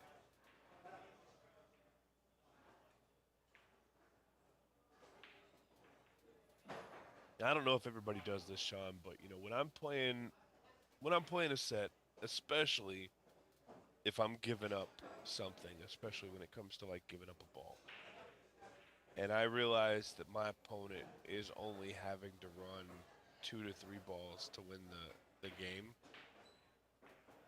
I kind of go back to myself and I say, okay, let's not run as many of these balls. Let's run 1 or 2 and let's play it safe. Let's see what they can do. Um, and it's a little bit of a questionable strategy, but sometimes it works out for you in a way where you know the other guy gets a shot, he makes a big mistake, and you're able to get an easier run out, maybe with less balls than you had.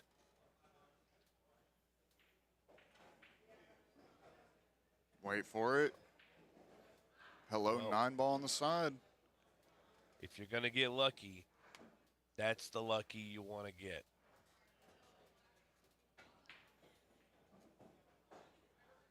This 2 ball could actually play down here in this bottom right-hand corner, too, if he would have hit it. Ooh.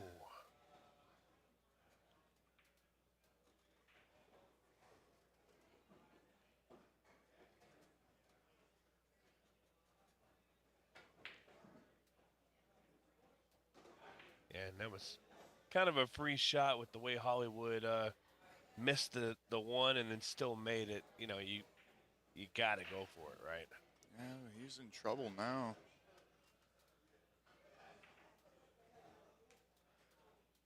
He's gotten out of it. Yeah, I'm banking at this 2 ball and ducking the cue ball right behind the 9 ball. Yeah, just playing the 2 ball 2 rails out and kind of dragging the cue ball back a little bit. Yep. At this point, I don't even care what happened to the 2 ball. I'm just playing the cue ball itself. And that's what he did.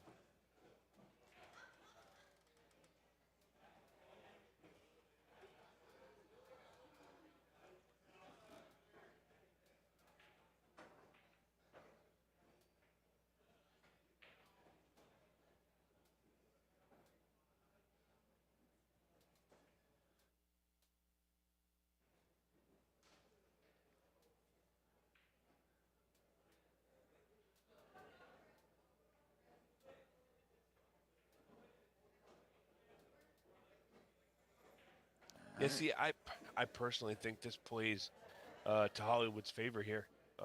The way this run out is set, I think you. Oh wow, that's a good miss.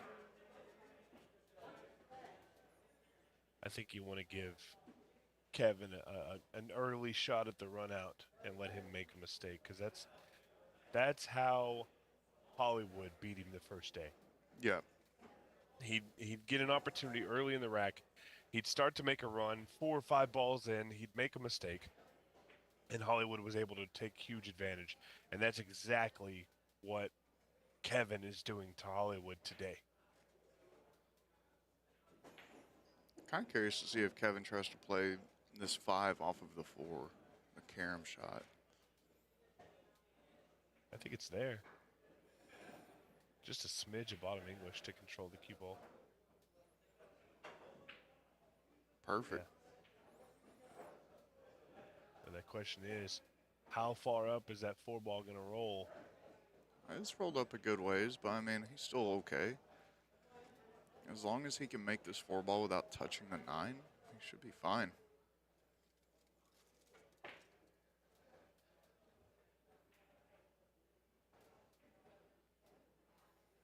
Great shot there. 3 balls away from gaining another wreck on the score. Yeah, Lil Bill made a comment in the chat that I 100% agree with, and it's a little surprising. He said neither one of them has adjusted their break either. They both broke from the same spot, the same speed, every single time.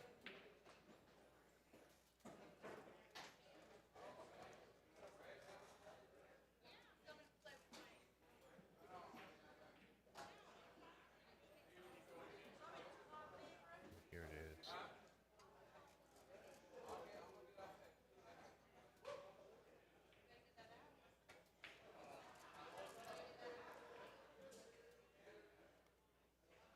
Thank goodness he doesn't have to play shape for that 9-ball because it would have been a tough one. Right.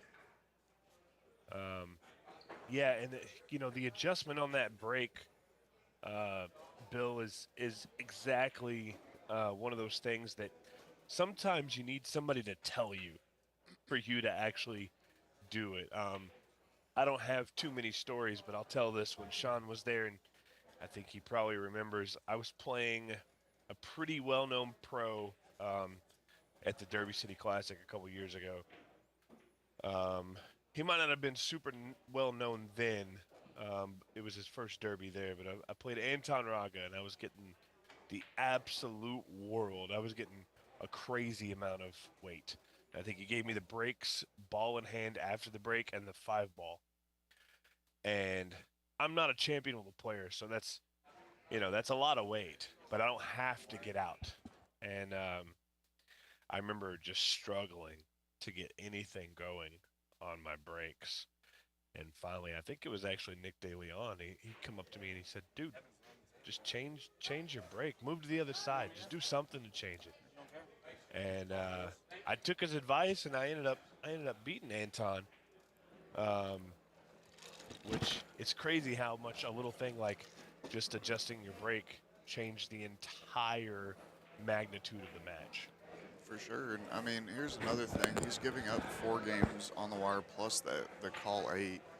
And on games where I would be breaking, one of my biggest things is if I'm breaking from the right side, I'm putting that 8 on the wing ball. I want that 8 to drop immediately. It's probably not wild on the break though. It's not. No, I'm talking about if I'm Ryan. Oh yeah, but I think they have a position you have to rack it in. I would imagine they put it in the back. They haven't talked about it. Really? No. Oh, strategically, I agree with you. Yeah, 100%. Yeah, if he can knock that in on the break, that's huge. They haven't talked about pattern racking or anything like that. I know I've seen it racked in the top left or top right behind the 1-ball quite a bit. I don't know if that's agreed upon, but I know I've seen it there quite a bit.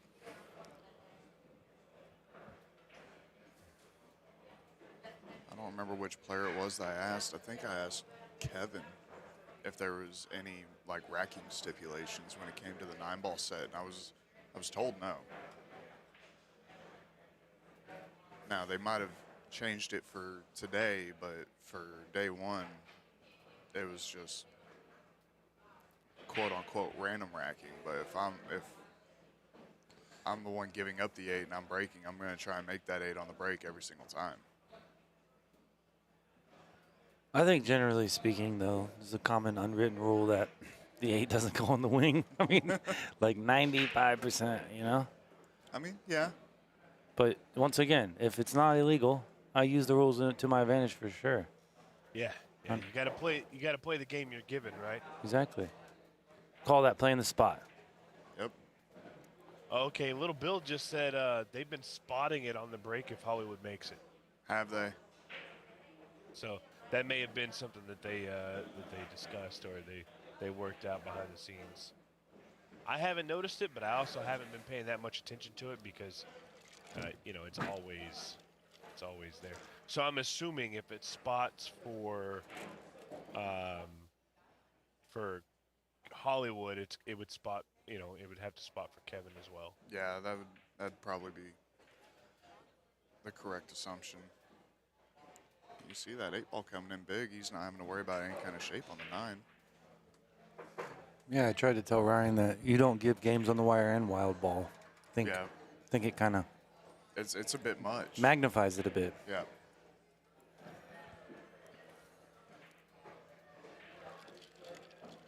Guys, if you're just popping in, my name is Stephen Wyatt. We've got Sean Denny, the Ginger Wizard, behind all the production there. The Ginger. For X-Pool. And then we've got our very special guest. He's the king of the banks. It's Mike D, Mr. Mike DeLauder. And we got a good match going for you here. 20,000 a piece entry. This is the third and final set. They've already played a set of 9-ball, which Hollywood won. They played a set of banks, which Kevin won, and now they've flipped a coin to see which set would be the last. It is going to be the same. Yeah, there it is. Okay. He just spotted the 8-ball. We were just talking about it. That's great how that comes up, right? It is. Shoot the 1 under the pink and then play the 9. 2 rails. I think he made it. I tell you, Kevin has had no issue going after that combo.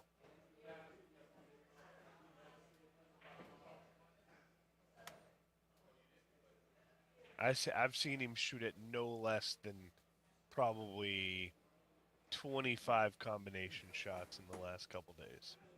I mean, I think sometimes he's gotten himself in trouble.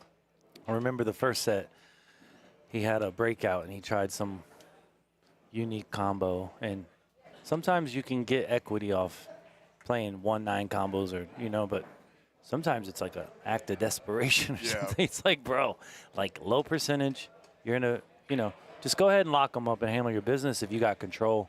I mean, I get it. Sometimes the combo, you can play the 2-way with it, but some regards, I think he's been a little bit, I think that's what cost him that set. He was just doing too much with it, looking for it too much. Yeah, Sean can recount one of the times that it worked out pretty well for him. Day 1, he made a ridiculous jump carom on the 9 ball, and it was a thin carom, but he lined it up. I mean, he was really looking at it. He smashed it. So, win's a win. Doesn't matter how you get it.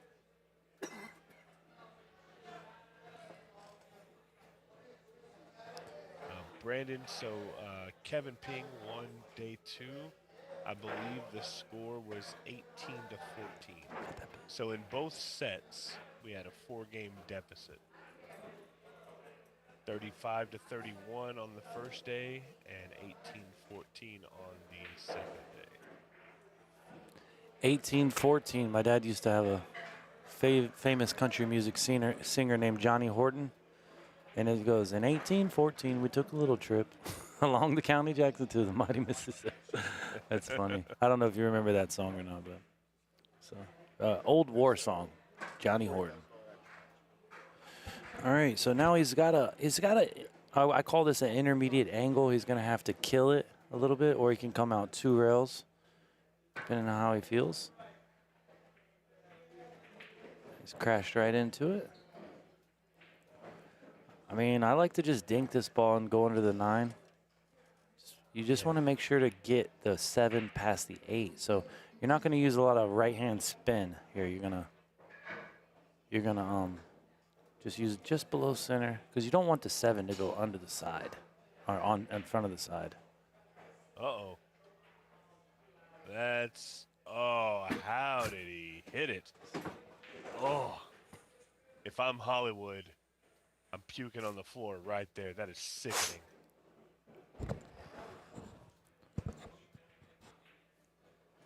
Yeah, I mean, if you can get over the ball here, this is why banks is so important, guys. You're not going to be able to bank it 1 rail on the side, and 1 rail on the corner is not really logical, right? But we can bank it 2 rails to the bottom rail, play whitey to the bottom rail, and play a principal safe. God damn. Sorry.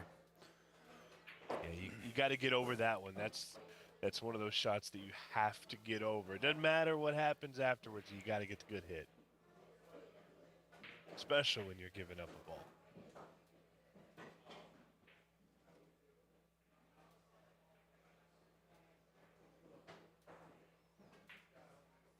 I'll tell you, I thought for sure that Kevin was scratching on that carom shot off the 9. And yeah, Joe, the 4 games have already been taken into account for.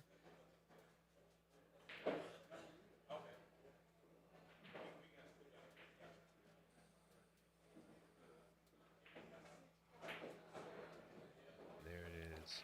Yeah, I think the spot's a little heavy for Ryan. If it was on a different table, then, maybe the table, the spot is tougher. I said that on the first day. I think it's hard to tell because we've seen them play 1 set and it went Hollywood's way.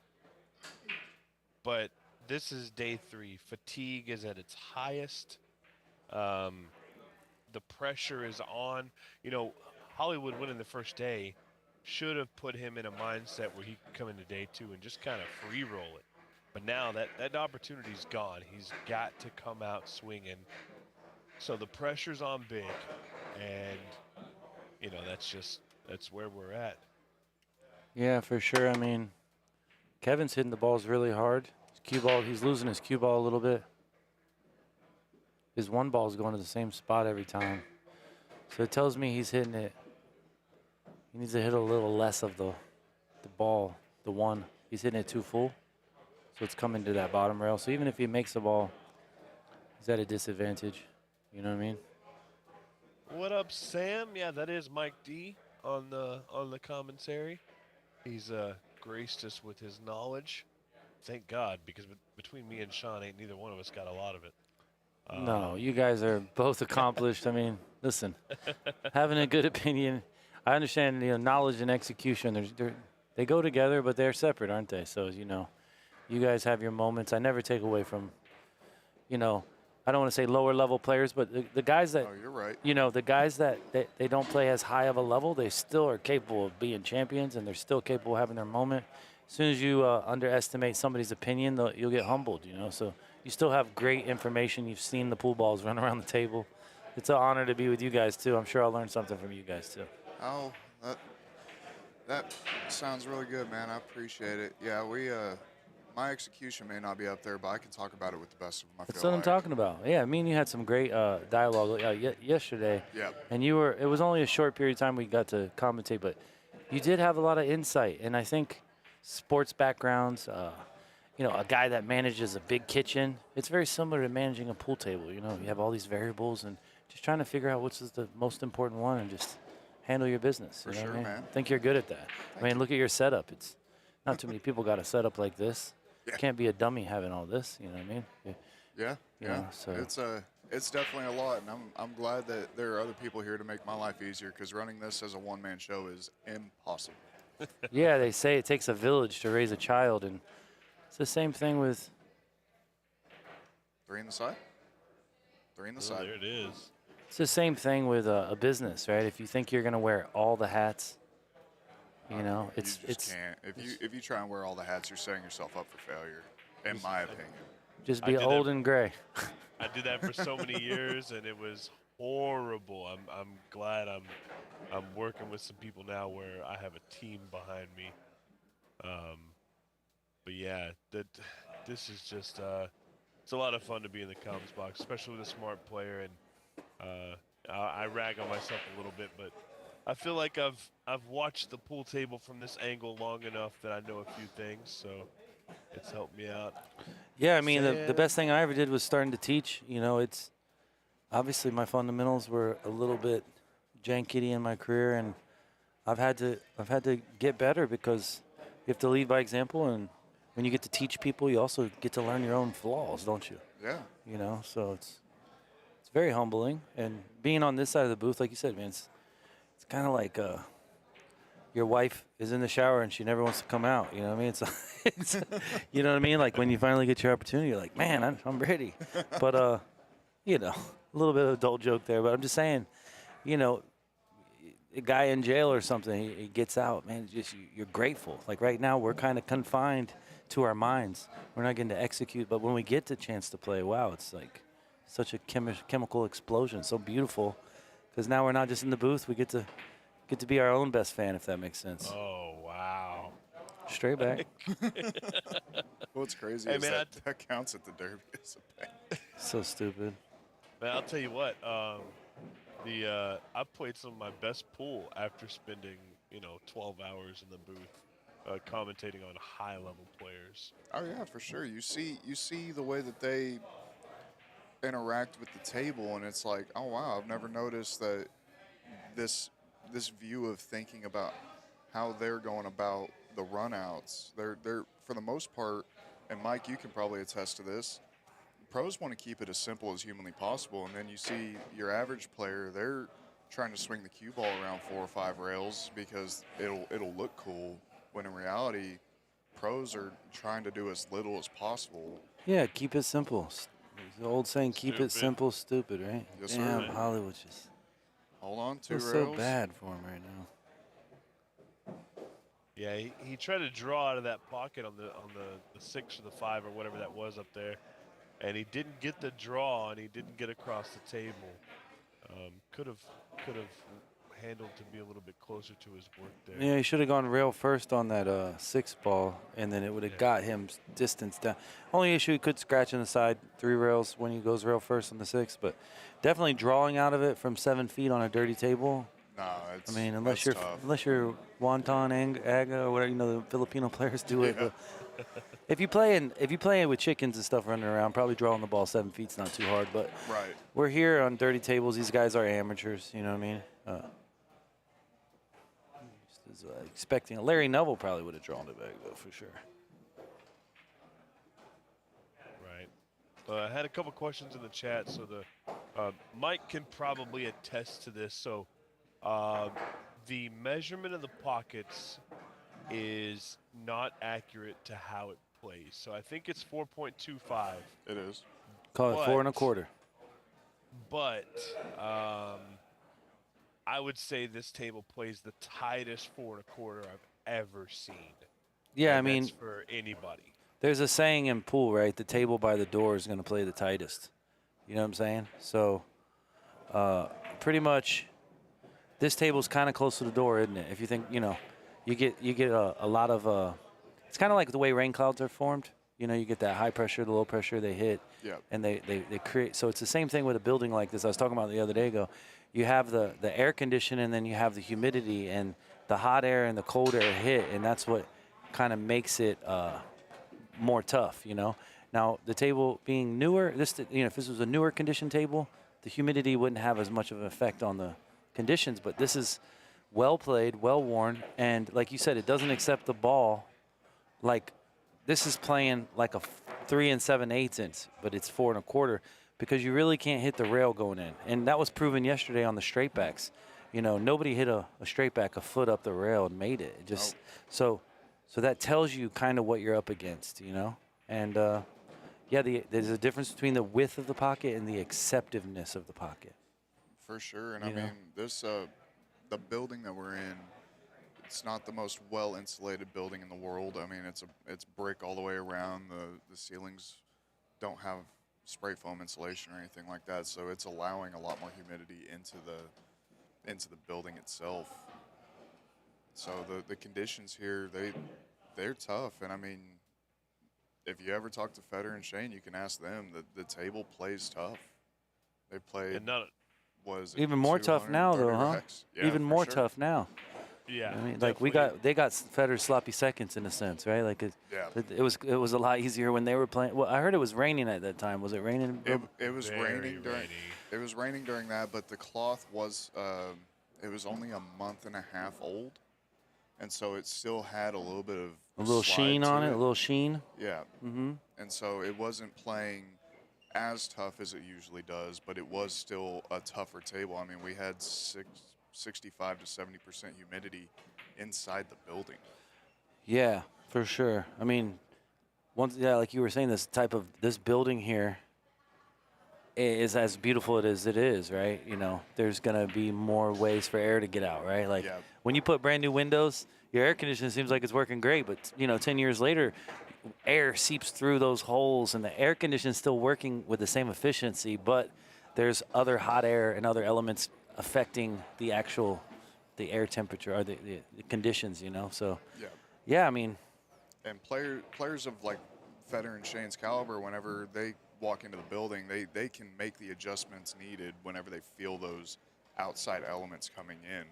Players of me, Steven, Ryan, and Kevin's, it takes us a lot more time to make those adjustments. it could take 20 minutes for a good player, literally, and it could take 2 weeks for, once you recognize conditions, which I have my conditions kind of labeled. I have 5 different conditions, right? Yeah. I have the bed conditions, the rail conditions, I have the ball conditions, and then I have the conditions surrounding the table, like you were saying, the older building, the drier air versus the wetter air. But you have to factor in those, and what you do is you have to have basis shots. Basis shots are going to tell you how far the cue ball moves naturally, And so what I would say on a dirtier table, you probably want to get. You can change your angle to move the cue ball versus like a brand new table. You can have the luxury to have a little bit bigger angle, and you can kind of get away with it. But on a dirtier table, that bigger angle becomes slight consequence, right? Yeah. So a faster table, you don't need as much angle to move the ball, if that makes sense. A faster table, you don't need as much angle to move. A slower table, you need a bigger angle to move the ball. Yeah. So, you know, depending on conditions dictates what angle you would want to play to maximize your efficiency. People are like, how do I keep my stroke the same? Well, you have to play. It's a game of angles.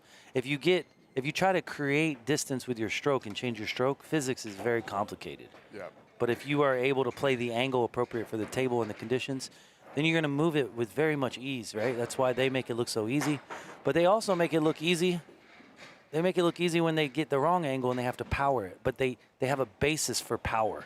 Yeah. So first of all, I think you should roll the ball, try to get that down, and then increase your speed and try to see how the physics change, how your distance changes, and then try to find a median, you know, so you can go back or forward with your speed. And, you know, in a perfect world, you want to keep your stroke exactly the same every time. Yeah. Of course, that's not doable in all regards, right? Like if you're only 2 inches from the ball, you can't do a full stroke like Federer. Right. You got to do a little like quarter like Joshua.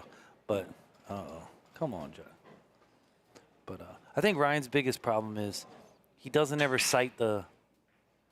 he never looks at the line the ball's going down. Yeah. You know what I mean? He just kind of gets down. He knows the angle that the ball's supposed to go. He gets down and he just assumes that he's locked going in that way. But when you're in a slump, though, would you agree all those little details can kind of help you get out of it? Oh, for sure. I think for him right now, I mean, he is a fast-paced player, but I think he's out of rhythm. I think he needs to set a pre-shot routine, figure out every single time. You see Kevin like walks around, looks at everything in between every shot. He doesn't just walk over to the cue ball with his eye. Whenever he's walking to the cue ball for the next shot, he's not got his eyes locked on where the cue ball is. He's examining the entire table. Ryan, if you notice, whenever he's going to the next shot, he's not peeking around at all the balls. He's not looking at everything. He's looking at the cue ball. He knows where the next shot is, and I think he needs to slow down and kind of examine everything going on around him. That's why everybody needs a coach. You know what I mean? You know, like in businesses, people come in and they say, did you know this, this, and this? And they give you reasons why your business isn't. Ryan's not got all those details down. He needs somebody to help him slow down, negotiate the angles. Oh, no. Wow. This is a terrible shot. He went under the 8. Very rarely when your cue ball does. He overcut it because that's why his cue ball went under the 8. If you go under the 8 there, you're not guaranteed anything. More than likely, you're going to budge the 8 anyway out. So Honestly, if he would have just played that with a straight center cue ball instead of trying to play with inside and come a little bit closer to his work, he would have been fine. Yeah. Anytime you introduce inside English, it makes the shot immensely harder. And the reason being is because you're aiming at less of the ball, aren't you? Yeah. And less of the ball gives you less control because you have less surface area you're contacting on the object ball. Yeah. When you play a high ball and you just put that nice gracious stroke like you're saying, you can control the speed. Yeah, your But cue if you- ball is still going to float down a little bit. It'll float down, yeah, but And- but it's easier to aim it, isn't it? That Easier inside to you're aim hitting it. so little of the ball that you just it's not logical to make it as often, right? Because Yeah. you're hitting less surface area. But outside is to me the best way. But It you is. couldn't do that there because you wouldn't get position. Right, you're not going to get closer to your work. You're actually going to travel away from it. But I mean, if you I like just- your way though with the high ball. Yeah. You know what I mean? I really do like what you're saying there. It's huge. That's a big detail that people should listen to. You know, sometimes people use inside when they can actually arc the ball with top. Yeah. Now other times the inside don't grab, so you're going to need the inside. But in that application, I don't think he did, and I think you pointed out a hell of a point there. That's a huge detail. Thank you, man. Yeah. I'll tell you what, that was a really poor shot by Ryan there. Absolutely nothing in mind, it seemed like. He's trying to go behind the 6, and then now he's left a straight in bank.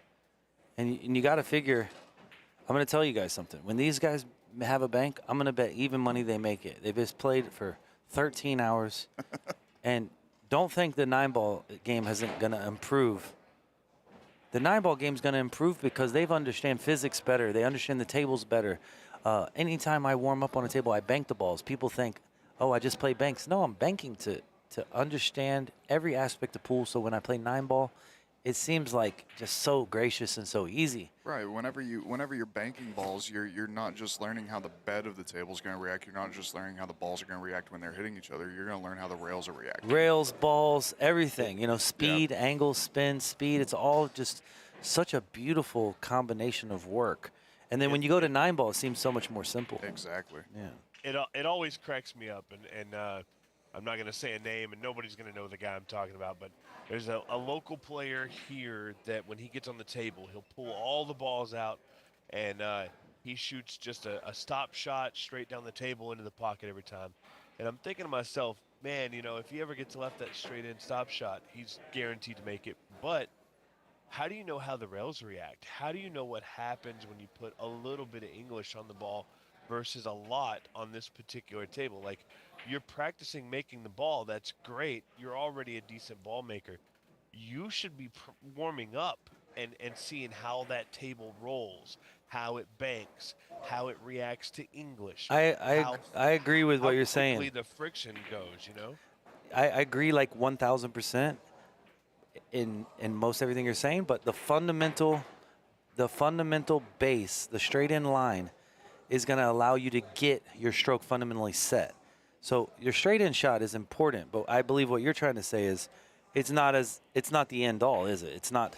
You still have to understand rails and you still have to play the game, but without the fundamental base, I think you're really going to be on both sides of the miss. You're going to miss left, you're going to miss right. Yep. Your elbow's going to go out, your elbow's going to go in, whatever the case is, and you're going to make a lot of mistakes. But if you got to iron out the straight in line drill first, and then you do exactly what you're saying. So I wouldn't take too much time if you're a great player on the straight in line, but I would take 5 or 10 minutes every day, and just because say you have a hip issue or a neck issue, and now you're lining up and you feel kind of crooked up a little bit. That fundamental base is huge. So you're saying everything correct, but don't sleep on your fundamentals. Every day, as you get older, your body changes. You have to figure that. That's got to be the. I was about to say, I woke up today with a muscle spasm in my back. If I was going to play some pool, I would need to see how I'm going to react when I get down on the You got to shots. look at it. You got to take a look at it. Yeah, and then you go back to what was his name again? What's the other commentator's name? Steven. Steven. Yeah. Sorry, that's my uncle's name. I'll never forget it. But Steven, you're saying that you still got to play pool, don't you? You can't just. You can't. wow. You can't just assume that your fundamentals are everything, right? Because collision, friction, physics, trigonometry, all of that is pool, right? So if you're not trying to do that, I mean, you're gonna fail for sure. I agree with you, bro. Mike, how do you like attacking this real quick? The what? How do you like attacking this? Do you like coming around the backside of it, or do you like trying to go 2 rails and actually trying to pocket it? I think 2 rails. 2 rails because you get separation, but just don't overhit it because the 8 goes back to the. Yeah, it's 8 goes back to the hole. Yeah. You see what I'm saying? When you overhit it, the 8 goes back to the hole. If he would have hit it a little bit thinner, I think he would have been. I mean, it would have given him a better chance to make it too. But if he would have hit it thinner, he would have left a little bit more distance. The 8 wouldn't have traveled as far.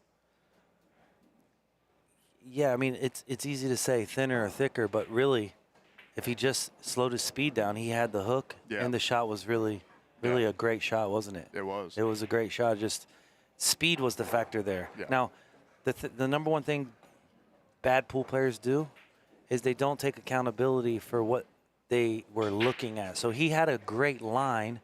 It's easy to say, oh, I could have hit it left or right to make it, which I like that. But if you slowed your speed down and did everything the same, he would have had the hook, Right. So for me, I think, and plus, like you said, slower speed would lengthen it a little more, which would have hit it a little thinner also. Yeah. You know what I'm saying? But the key was reducing your speed there. So he just gets up there and whacks it. He doesn't really.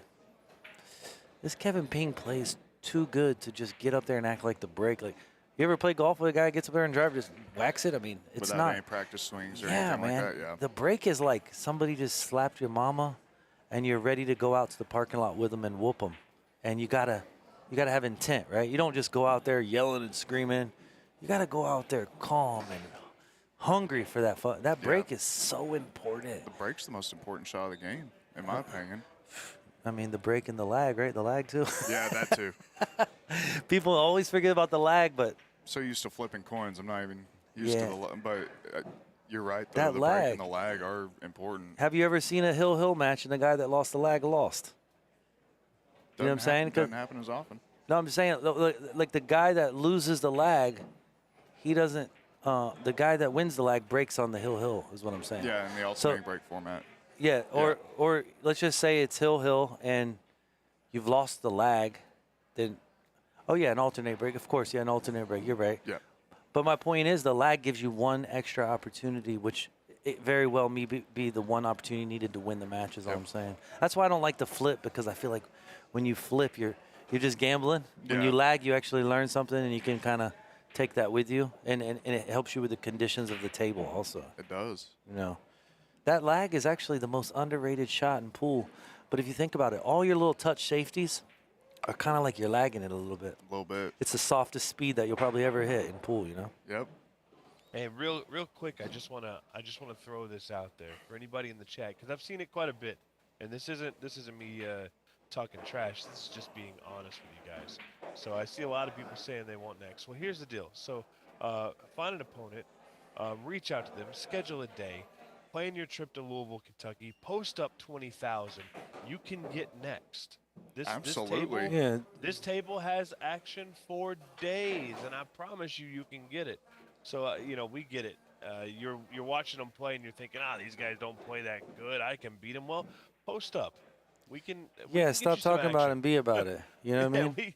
we can make it happen. Real fighters fight. They just don't go on the internet and talk about it. And I mean that Yeah. respectfully. And if you guys are being serious, then I'll give you the respect you deserve. But if you're just on here like the other day said Hollywood looked like a hobo, well, you know what? Hollywood's got more style in his pinky finger than you have in your whole body. And he's played more pool, and he can do whatever he wants. It's his money. He can do whatever he wants. So this isn't a fashion contest, guys. You know what I mean? This is a slug match. And like you were saying, being comfortable, that's quite a big thing in pool, right? If you're wearing, these bow ties and stuff, it's a little different. Wow, any scratch. That's. Why would he hit it that hard? Way to show discipline, Kevin I was Ping, and about not to say, give it. I thought he was about to just whack it. Look, you whack the 8-ball there, and I'm betting 20,000 on you. I'll come smack the shit out of you. Absolutely. I don't care. Make your opponent make the balls. You hear me? When you play me, there's nothing for free. If you're straight in on the 9-ball, Make it. yeah, I got a shirt coming out that says "Fuck you, shoot it." Yeah. You know what I'm saying? And I mean that respectfully. But look, he might miss this ball. Yeah, That was I the don't worst position I ever understand. seen in my life. I don't understand why he played it that way. It's because he don't care. Hollywood is a guy. He's a 3S type of guy. Sight it, see it, and shoot it. And although that it's not working well for him right now, I want to bring to your attention that that's his way. You know what I mean? And Earl does it that way. Joshua does it kind of that way. Yep. You know what I mean? And so it's easy to see. Look, it's easy to see. Oh, it's a diamond pool table. But this is not a normal diamond, okay? This is like playing in the Amazon, bro, okay? And I could have cleaned the table up and kind of waxed the balls and made it play a little truer. Nah. But that's not the image that they have here. The Railyard Billiards, it's more than just attacking. You have to be able to play defense. You have to be able to control all aspects of pool. Okay, and on these dirty tables, it's gonna exploit your weaknesses. So, the shots that you see, here. yeah. These guys took a break. But Mike, do you know about the timer we're running? I hate to interrupt you, but I have to ask. Do you know about the timer? Yeah, 2 hours and 17 minutes, I heard, or something like that. So today we backtracked it to 1 hour 42 because the 9-ball goes a little quicker. So we're 1 hour 42 is the over under. I'm taking the over.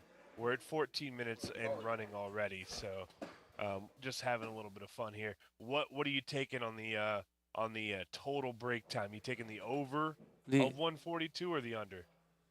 Probably the over. Okay. The over. Yeah, I think it's wide. Honestly, I think we need to bump the number up. That way we at least have a little bit of back and forth. Well, you got to think that their first break yesterday was 22 minutes. Their first break today was 12. Yeah. So a little bit more stakes today. That's why I put the number under. I think we'll be surprised at how quickly they come back from this break. Yeah, I think so, but I am actually going to step away for a second. The players are on a quick break. I'm going to do the same real quick, Mike. Yeah, me too. I'm gonna take a break too. All right. Sounds good. Yeah, guys, don't just want to bring to your attention, man. What you see in a movie isn't always what goes down to film that movie. You think because you see somebody doing something that appears to be easy. It's like Messi. When he kicks that ball, it looks easy, but man, don't underestimate the factor of pressure. If you were kicking a field goal and it was the game-winning field goal, and in the regular season, the first game, you're probably going to make it. And now the playoffs come, you have that same field goal, you might make it. Super Bowl, you might not make it. Somebody puts a gun to your family's head and says, hey, if you don't make this field goal, now tell me what pressure, so there's monetary pressure, there's life pressure, there's paying the bills pressure, so you got to factor in all these variables before you run off at the mouth and disrespect people that are trying to become great at their craft. This is not a standard day of, hey, I'm with my buddy over here, the ginger, we're over here playing pool, we're enjoying ourselves. There's a whole nother level to this, so just try to respect what's going on. These guys have enough. They have the ability to come in here and show a little heart. That's what I like about it. It's like, yeah, they're not the best players in the world, but they still out here grinding. They're still out here doing it.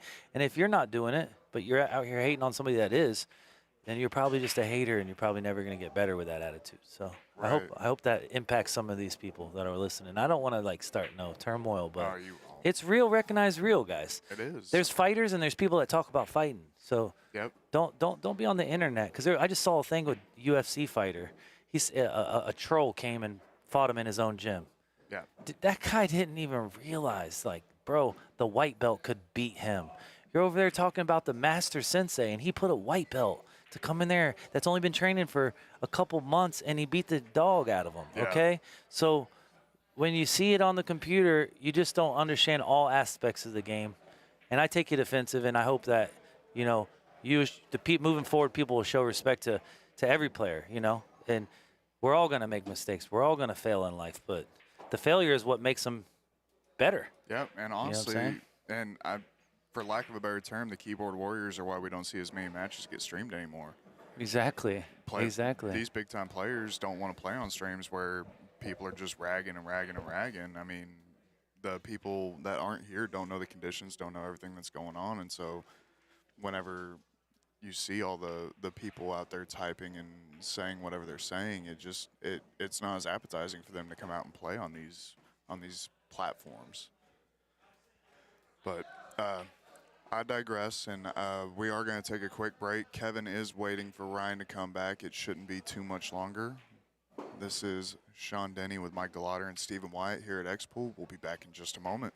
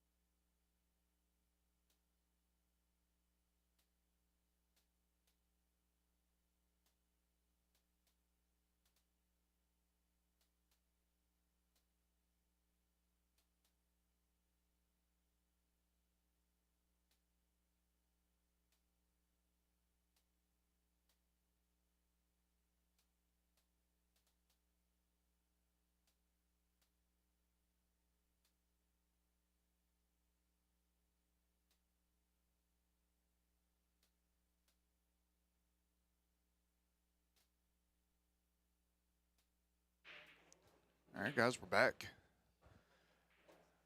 Good break there by Hollywood. A little unfortunate that the 3 and the 6 are tied up the way they are.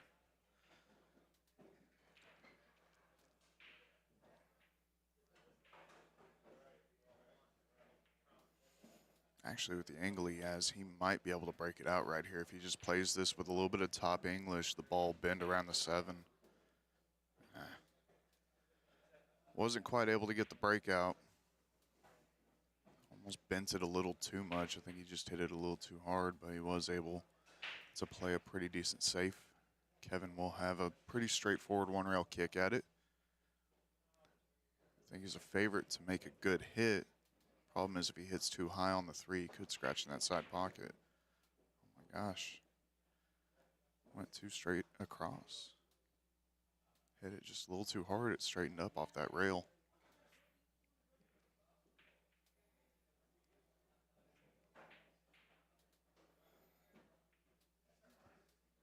Hollywood looks to be a little bit more comfortable. All right, this is one of those where you can go in between. You can either go back and forth across the table, or you can just slow roll it down. That's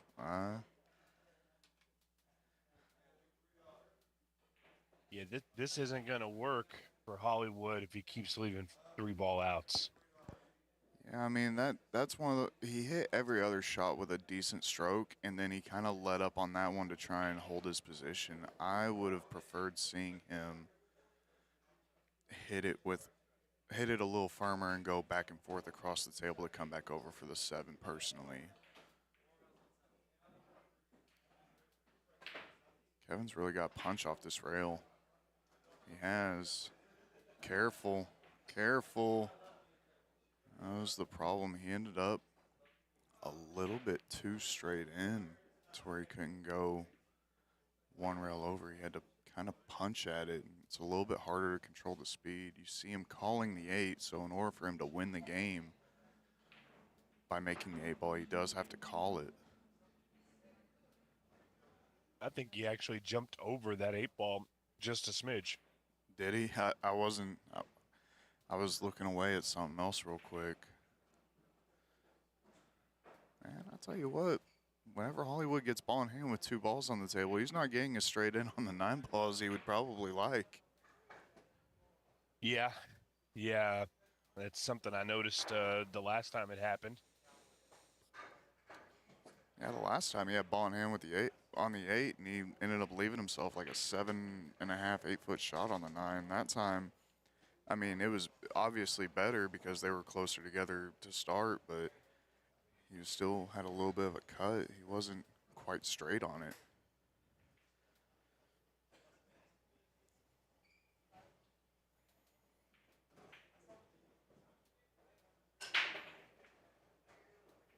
Well, we got 15 to 10.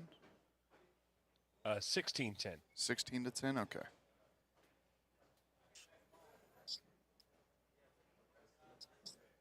I really thought he was about to just one-hand poke at it.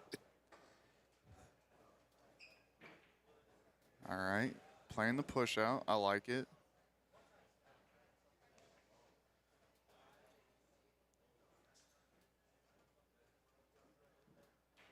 He did let Kevin know that the 2-ball is froze to the rail.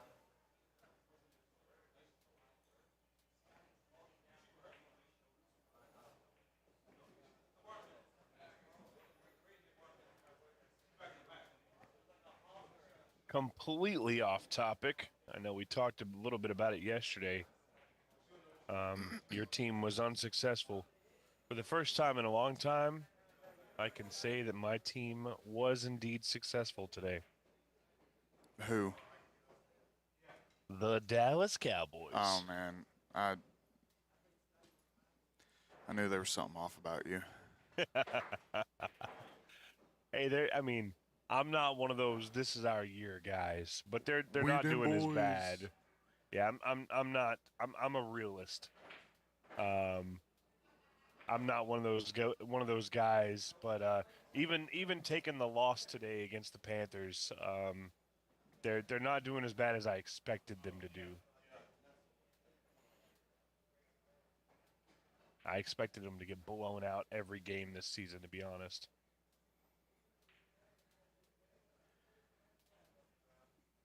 See, I think Hollywood should have tried to kind of lay up and just put as much distance between the 8 and the cue ball as he could. I didn't. The risk versus reward there wasn't there for me. I mean, I know it's a pretty straightforward cross side, but at the same time, you're still banking at your opponent's money ball. I don't see the value in it. And Kevin's shown a proclivity to miss longer shots on the day. Yeah, he has, and it's just one of those things that Hollywood's gonna have to bear down and say, okay, what's the best possible outcome here? Because so far it hasn't worked out for him. And that being said, Kevin is halfway to the hill. Yeah. He's made it halfway there. Ryan is less than 30% there. He's 10 down, 25 to go. And a ball off the table, that's big. I think Kevin is rushing his break a little too much. We've seen that ball go off the table several times. From Kevin specifically. I wonder if he's trying to pop break it. I wonder if he's elevating the back end of his cue a little bit to try and pop it. And that shot makes me wonder if we're playing 3-foul.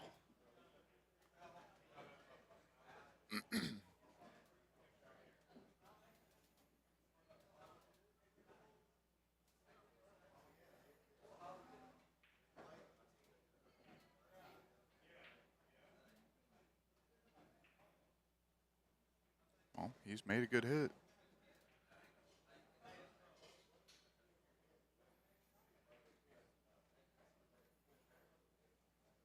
This cue ball should end up down here behind the 7 ball if he plays this ball right. Watch outside. All right, Kevin's going to be able to see a piece of the 1. I don't know exactly what he's going to do with it.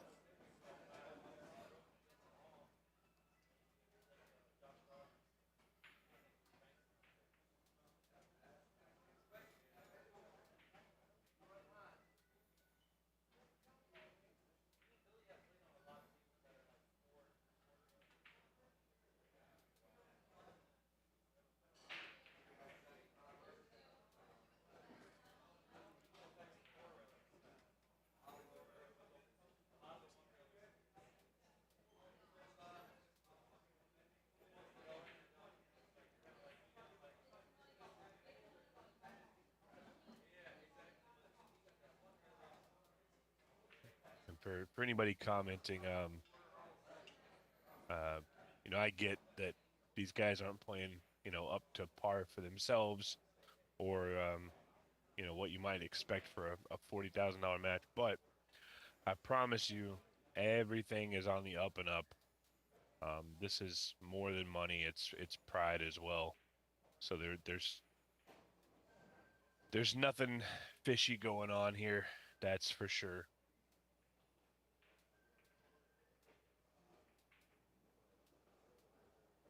Good shot there by Kevin. Gonna have to work hard to get back to the 2. Tim, I do have a decent vocabulary. You should know that. I was quite impressed by your big word. Thank you. Like an 800 Fargo when it comes to vocabulary.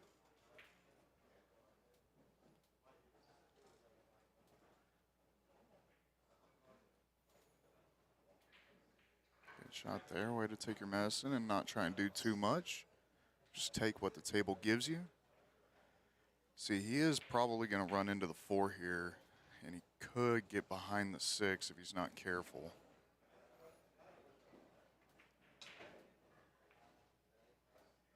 Oh, yeah. Just like you called it. He tried to avoid hitting them both, and he just, I think the best shot would have been to go into the 4. But you would have had to hit it with enough pace to make sure that you weren't going to get stacked behind the 6. Instead, he avoids both of them, and now he doesn't have a shot. Made the most of it, though. Gave it a good swing. This is another one of those where I'm probably just going to take my medicine and try and leave distance. I'm going to play this 4-ball 2 rails down here behind the 8, 9, and 7. Perfect. Just like that. That's what I think he should have done last rack whenever he was on the 8-ball.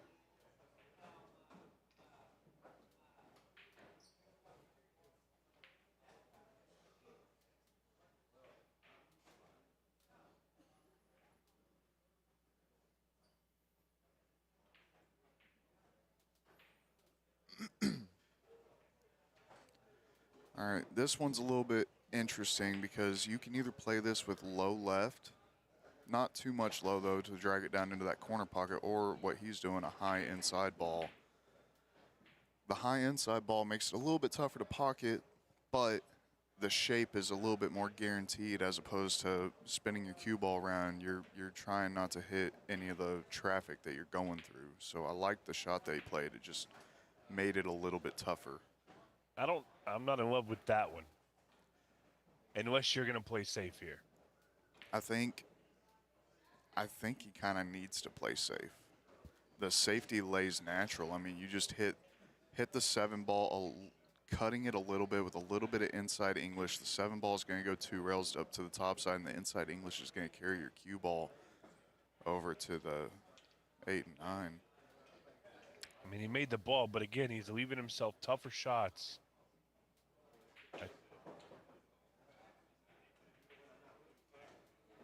He's going to come out okay on that one. Way to bear He's down. going to need to make one more. I like him to make it, though.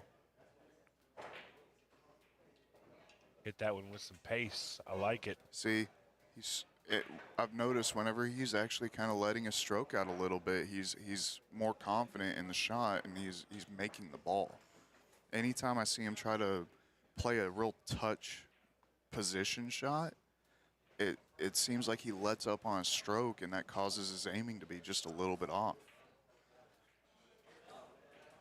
I mean, there are certain times where you don't have a choice but to play that touch position shot, but for the most part, I mean, you can, if you're stuck in between the two, you have to go with whichever one you're hitting better. And to me, it's the one that he's putting some effort into. Yeah, there's something to be said about gut feelings in pool. You know, a lot of times when you walk up to the table, especially once you've been seasoned a little bit, a lot of times when you walk up to the table, your gut instinct is usually the one that's most comfortable to you. Maybe not always the right one, but it's going to be the one you're most comfortable with because that's what pops out to you first. And you know, figuring out what you're comfortable with on any given day. You know, some days it might be touch shots, some days it might be bank, sometimes it might be long, thin cuts. You got to figure out what's working for you on any given day and use that to your advantage. Yeah, like for me, I'm gonna use myself as an example. I know that I'm better at playing touch shots than I am at really stroking and powering through the ball. That's just me. I'm better at the finesse than I am trying to let my stroke out. I'm way more accurate. But there's some times where you have no choice. You have to, and whenever those shots come up for me, I've made it a better point for myself. I take a whole lap around the table, and I get myself mentally prepared for the shot that I'm about to play. I give myself that extra about 30 seconds just to make sure that I'm going to execute it the way I need to. Well, I don't know what he was trying to execute there. That But, I don't know. Man, did it work out. Psych. Oh, man. I thought he was going to make it. The bad thing is Hollywood got up there and pretty much just two-stroked that, and he got real close to making it. Makes me wonder what he could have done had he given it, you know, another 10 seconds of thought and a little bit more preparation. I'll tell you what, Kevin ended up really straight in on this, too. You're going to see a little bit of a draw stroke here.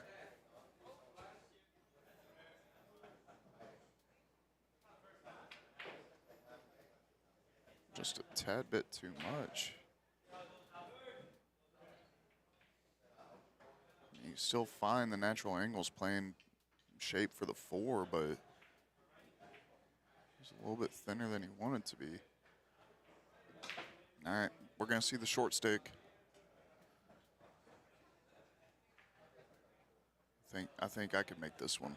So I feel like Hollywood's going to be able to.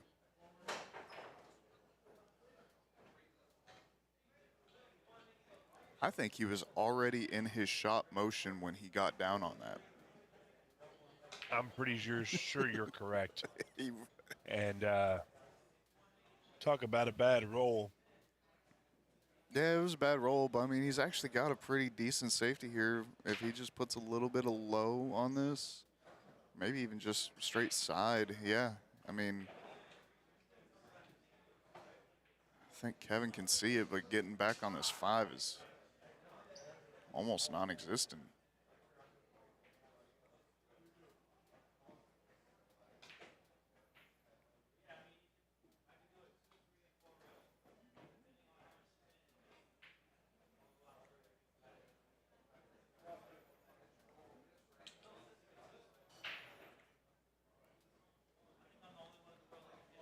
Here comes that short stick again.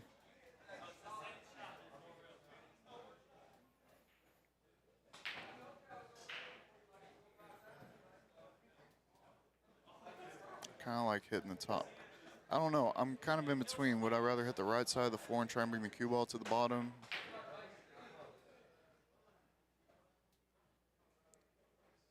That's not the worst thing in the world. He's left a lot of distance. I'm not sure if the 5 passes the 7. I think it does, but by the looks on the camera angle, it doesn't look like it, but it can be deceiving.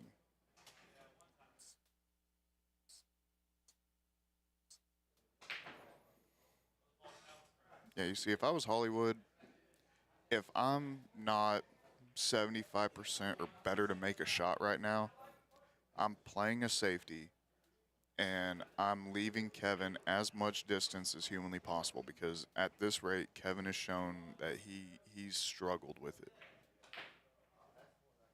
Again, a really quick shot. Now the 8 ball goes in.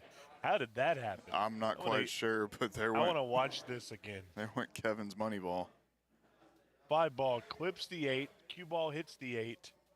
Goes in, and yeah. That's a wild one right there. Gotta love 9 ball.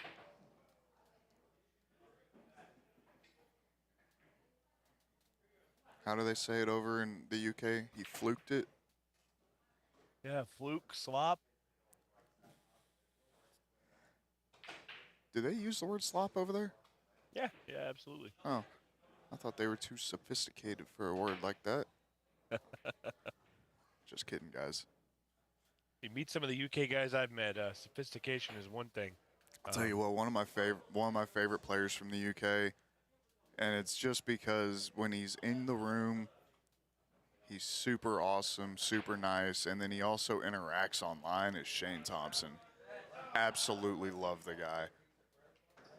I know he's not watching right now, but he is just an absolute genuine human being to be around. Honestly, he might actually be watching. We were talking about the set early this morning. You know, when it's 1 a.m. here, it's 8 a.m. there. So, well, Shane, if you're watching and you haven't hopped in the chat yet, I'm very disappointed in you, sir. I need that British wit in my life right now. Yeah, big tournament coming up in November. In North Carolina, there'll be a lot of players there. Chris Melling, of course, Shane Thompson, SVB.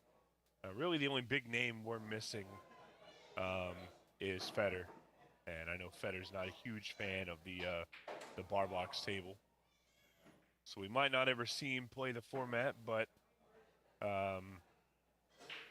for the payday, for what it is, I'm surprised we haven't seen him for this event. 20,000 to the winner. Not too bad for the United States. Not bad at all.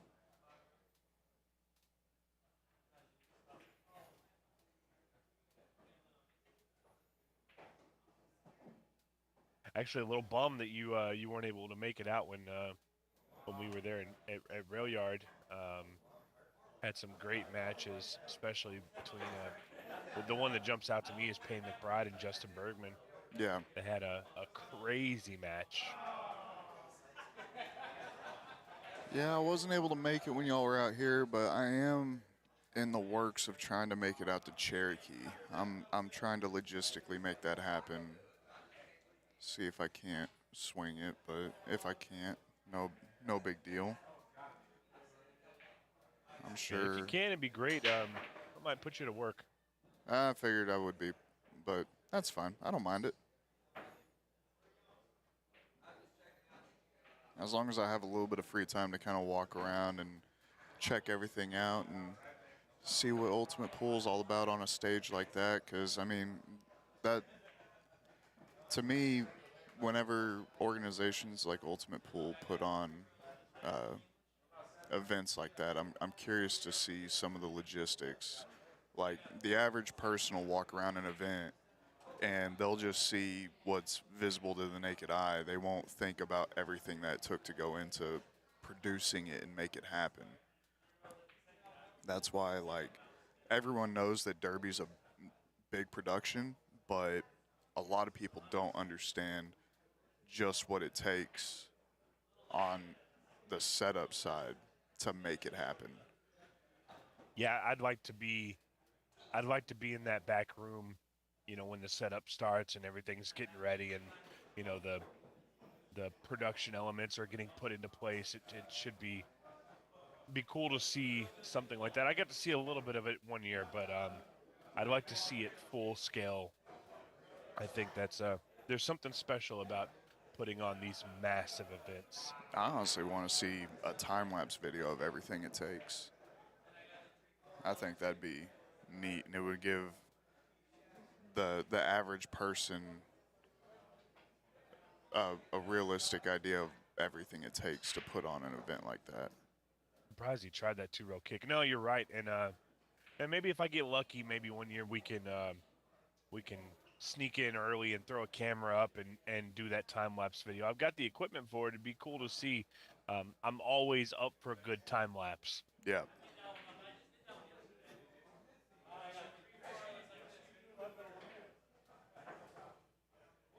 And now with ball in hand here, there's some work to be done.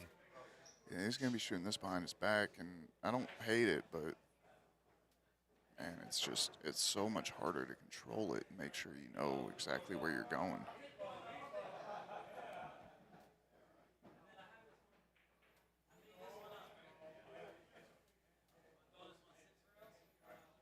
Well, Oh, old Mikey D over on the pool table trying to make six railers again.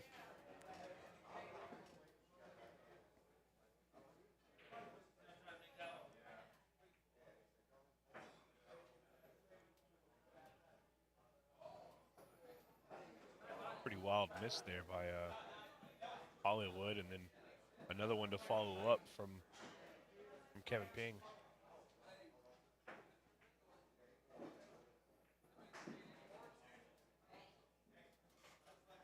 Now that's a shot I like to see. He got the cue ball moving, but he controlled it pretty well. And we haven't seen both of those things in the same shot in quite a while. Woo! That's the only type of kiss that you really don't want right there. That was scary to watch.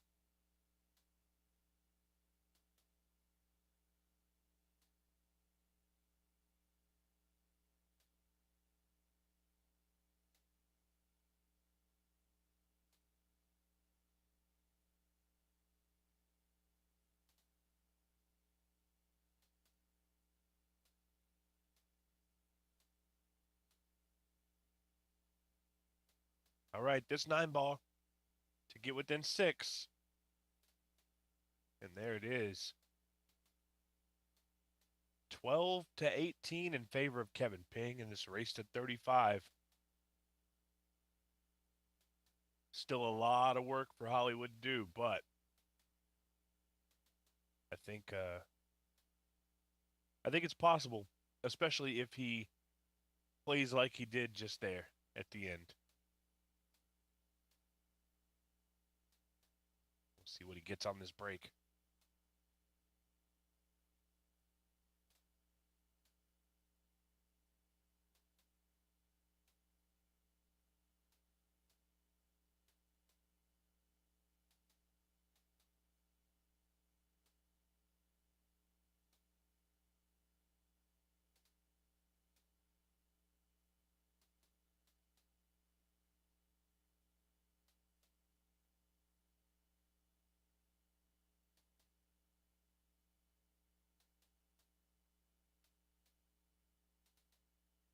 You know, I got to say, that kind of sucks getting a break like that and having to play the follow-up shot that he had to play.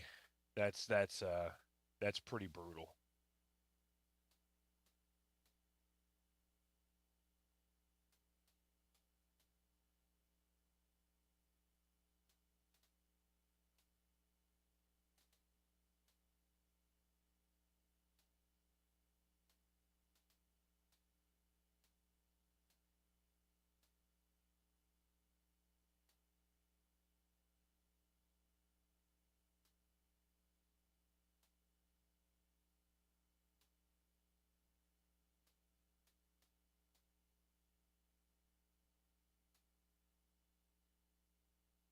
Yeah, that's one of those shots right there where it almost plays better to miss the ball and miss it well and play safe than try and smash it in and make something happen when you have very, very little ability to do so.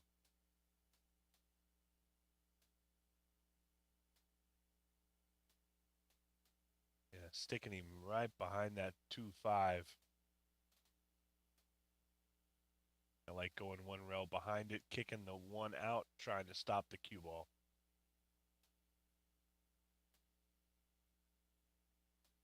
Yeah, we have a little bit of a tester here.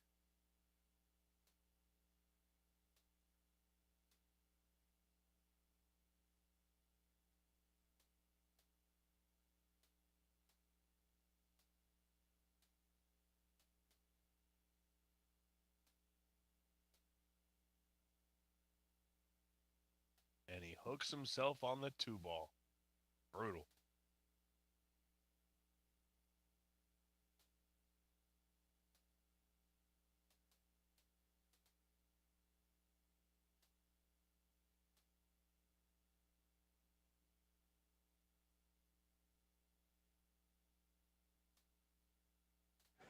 Sorry about that, Steven. I had to step away for a second. When the wife calls, you answer. I have learned that lesson the hard way. That is 100% correct, sir. Wow. Got a pretty fortunate roll there on the 2.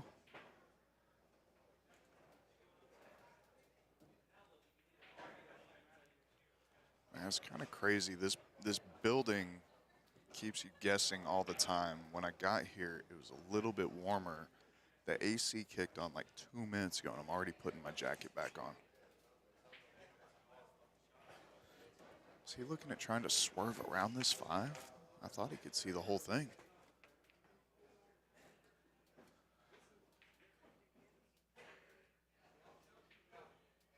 Yep. He said I should have kept the jump cue out.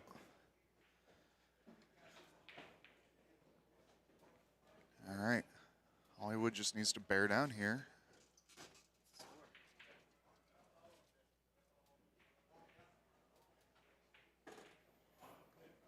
Oh, damn it.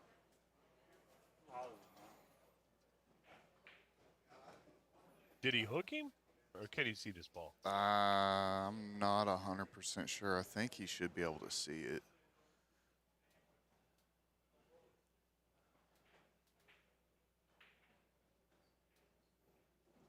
All right.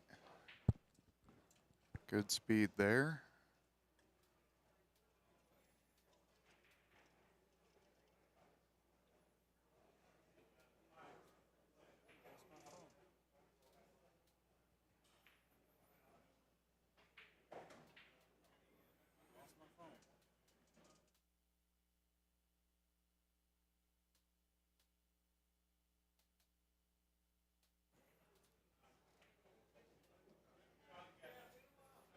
All right, one good positional shot away from going up 19 to 11. Well, this has been a pretty excellent run by Kevin here. Yeah, he's definitely doing a good job. Kind of sad I'm not going to get to see the end of this match.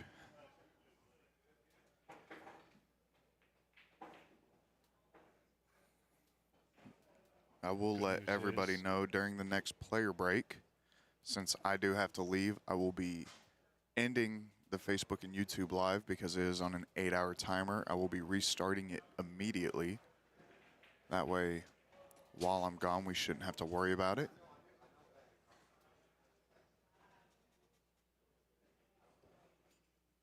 That's a pretty good plan, I would say. I'm assuming you're going to have to go to work, yeah? Yeah, I'm going to have to go to work at about 7:15 Eastern, so about an hour from now. Gotcha. Yeah, I wasn't here this morning because I actually had to go to work. You know, when you're a bar manager and it's football Sunday and all the TVs aren't working for some reason, you kind of got to go figure it out. Yeah. Yep.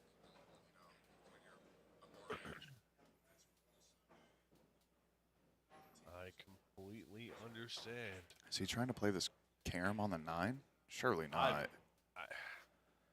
It's got to be a two-way, right? Yeah, I think he's playing. I think he's playing the 1, but I think he's going to look and see where the 9's. Okay. Yeah, he was playing all 1, but he was going to see where the 9 was going. Exactly. I'll tell you what. There's a nice little two-way shot here where you can leave your cue ball down table, and you could attempt to make the 9 at the same time. Obviously, it's not the best shot on the table. Oh, looks might like try. Ryan took a break. If that's the case, I'm going to go ahead and reboot everything real quick, guys. Give us just 1 second. You should get a notification that we are going back live. We'll be right back with you in just a moment.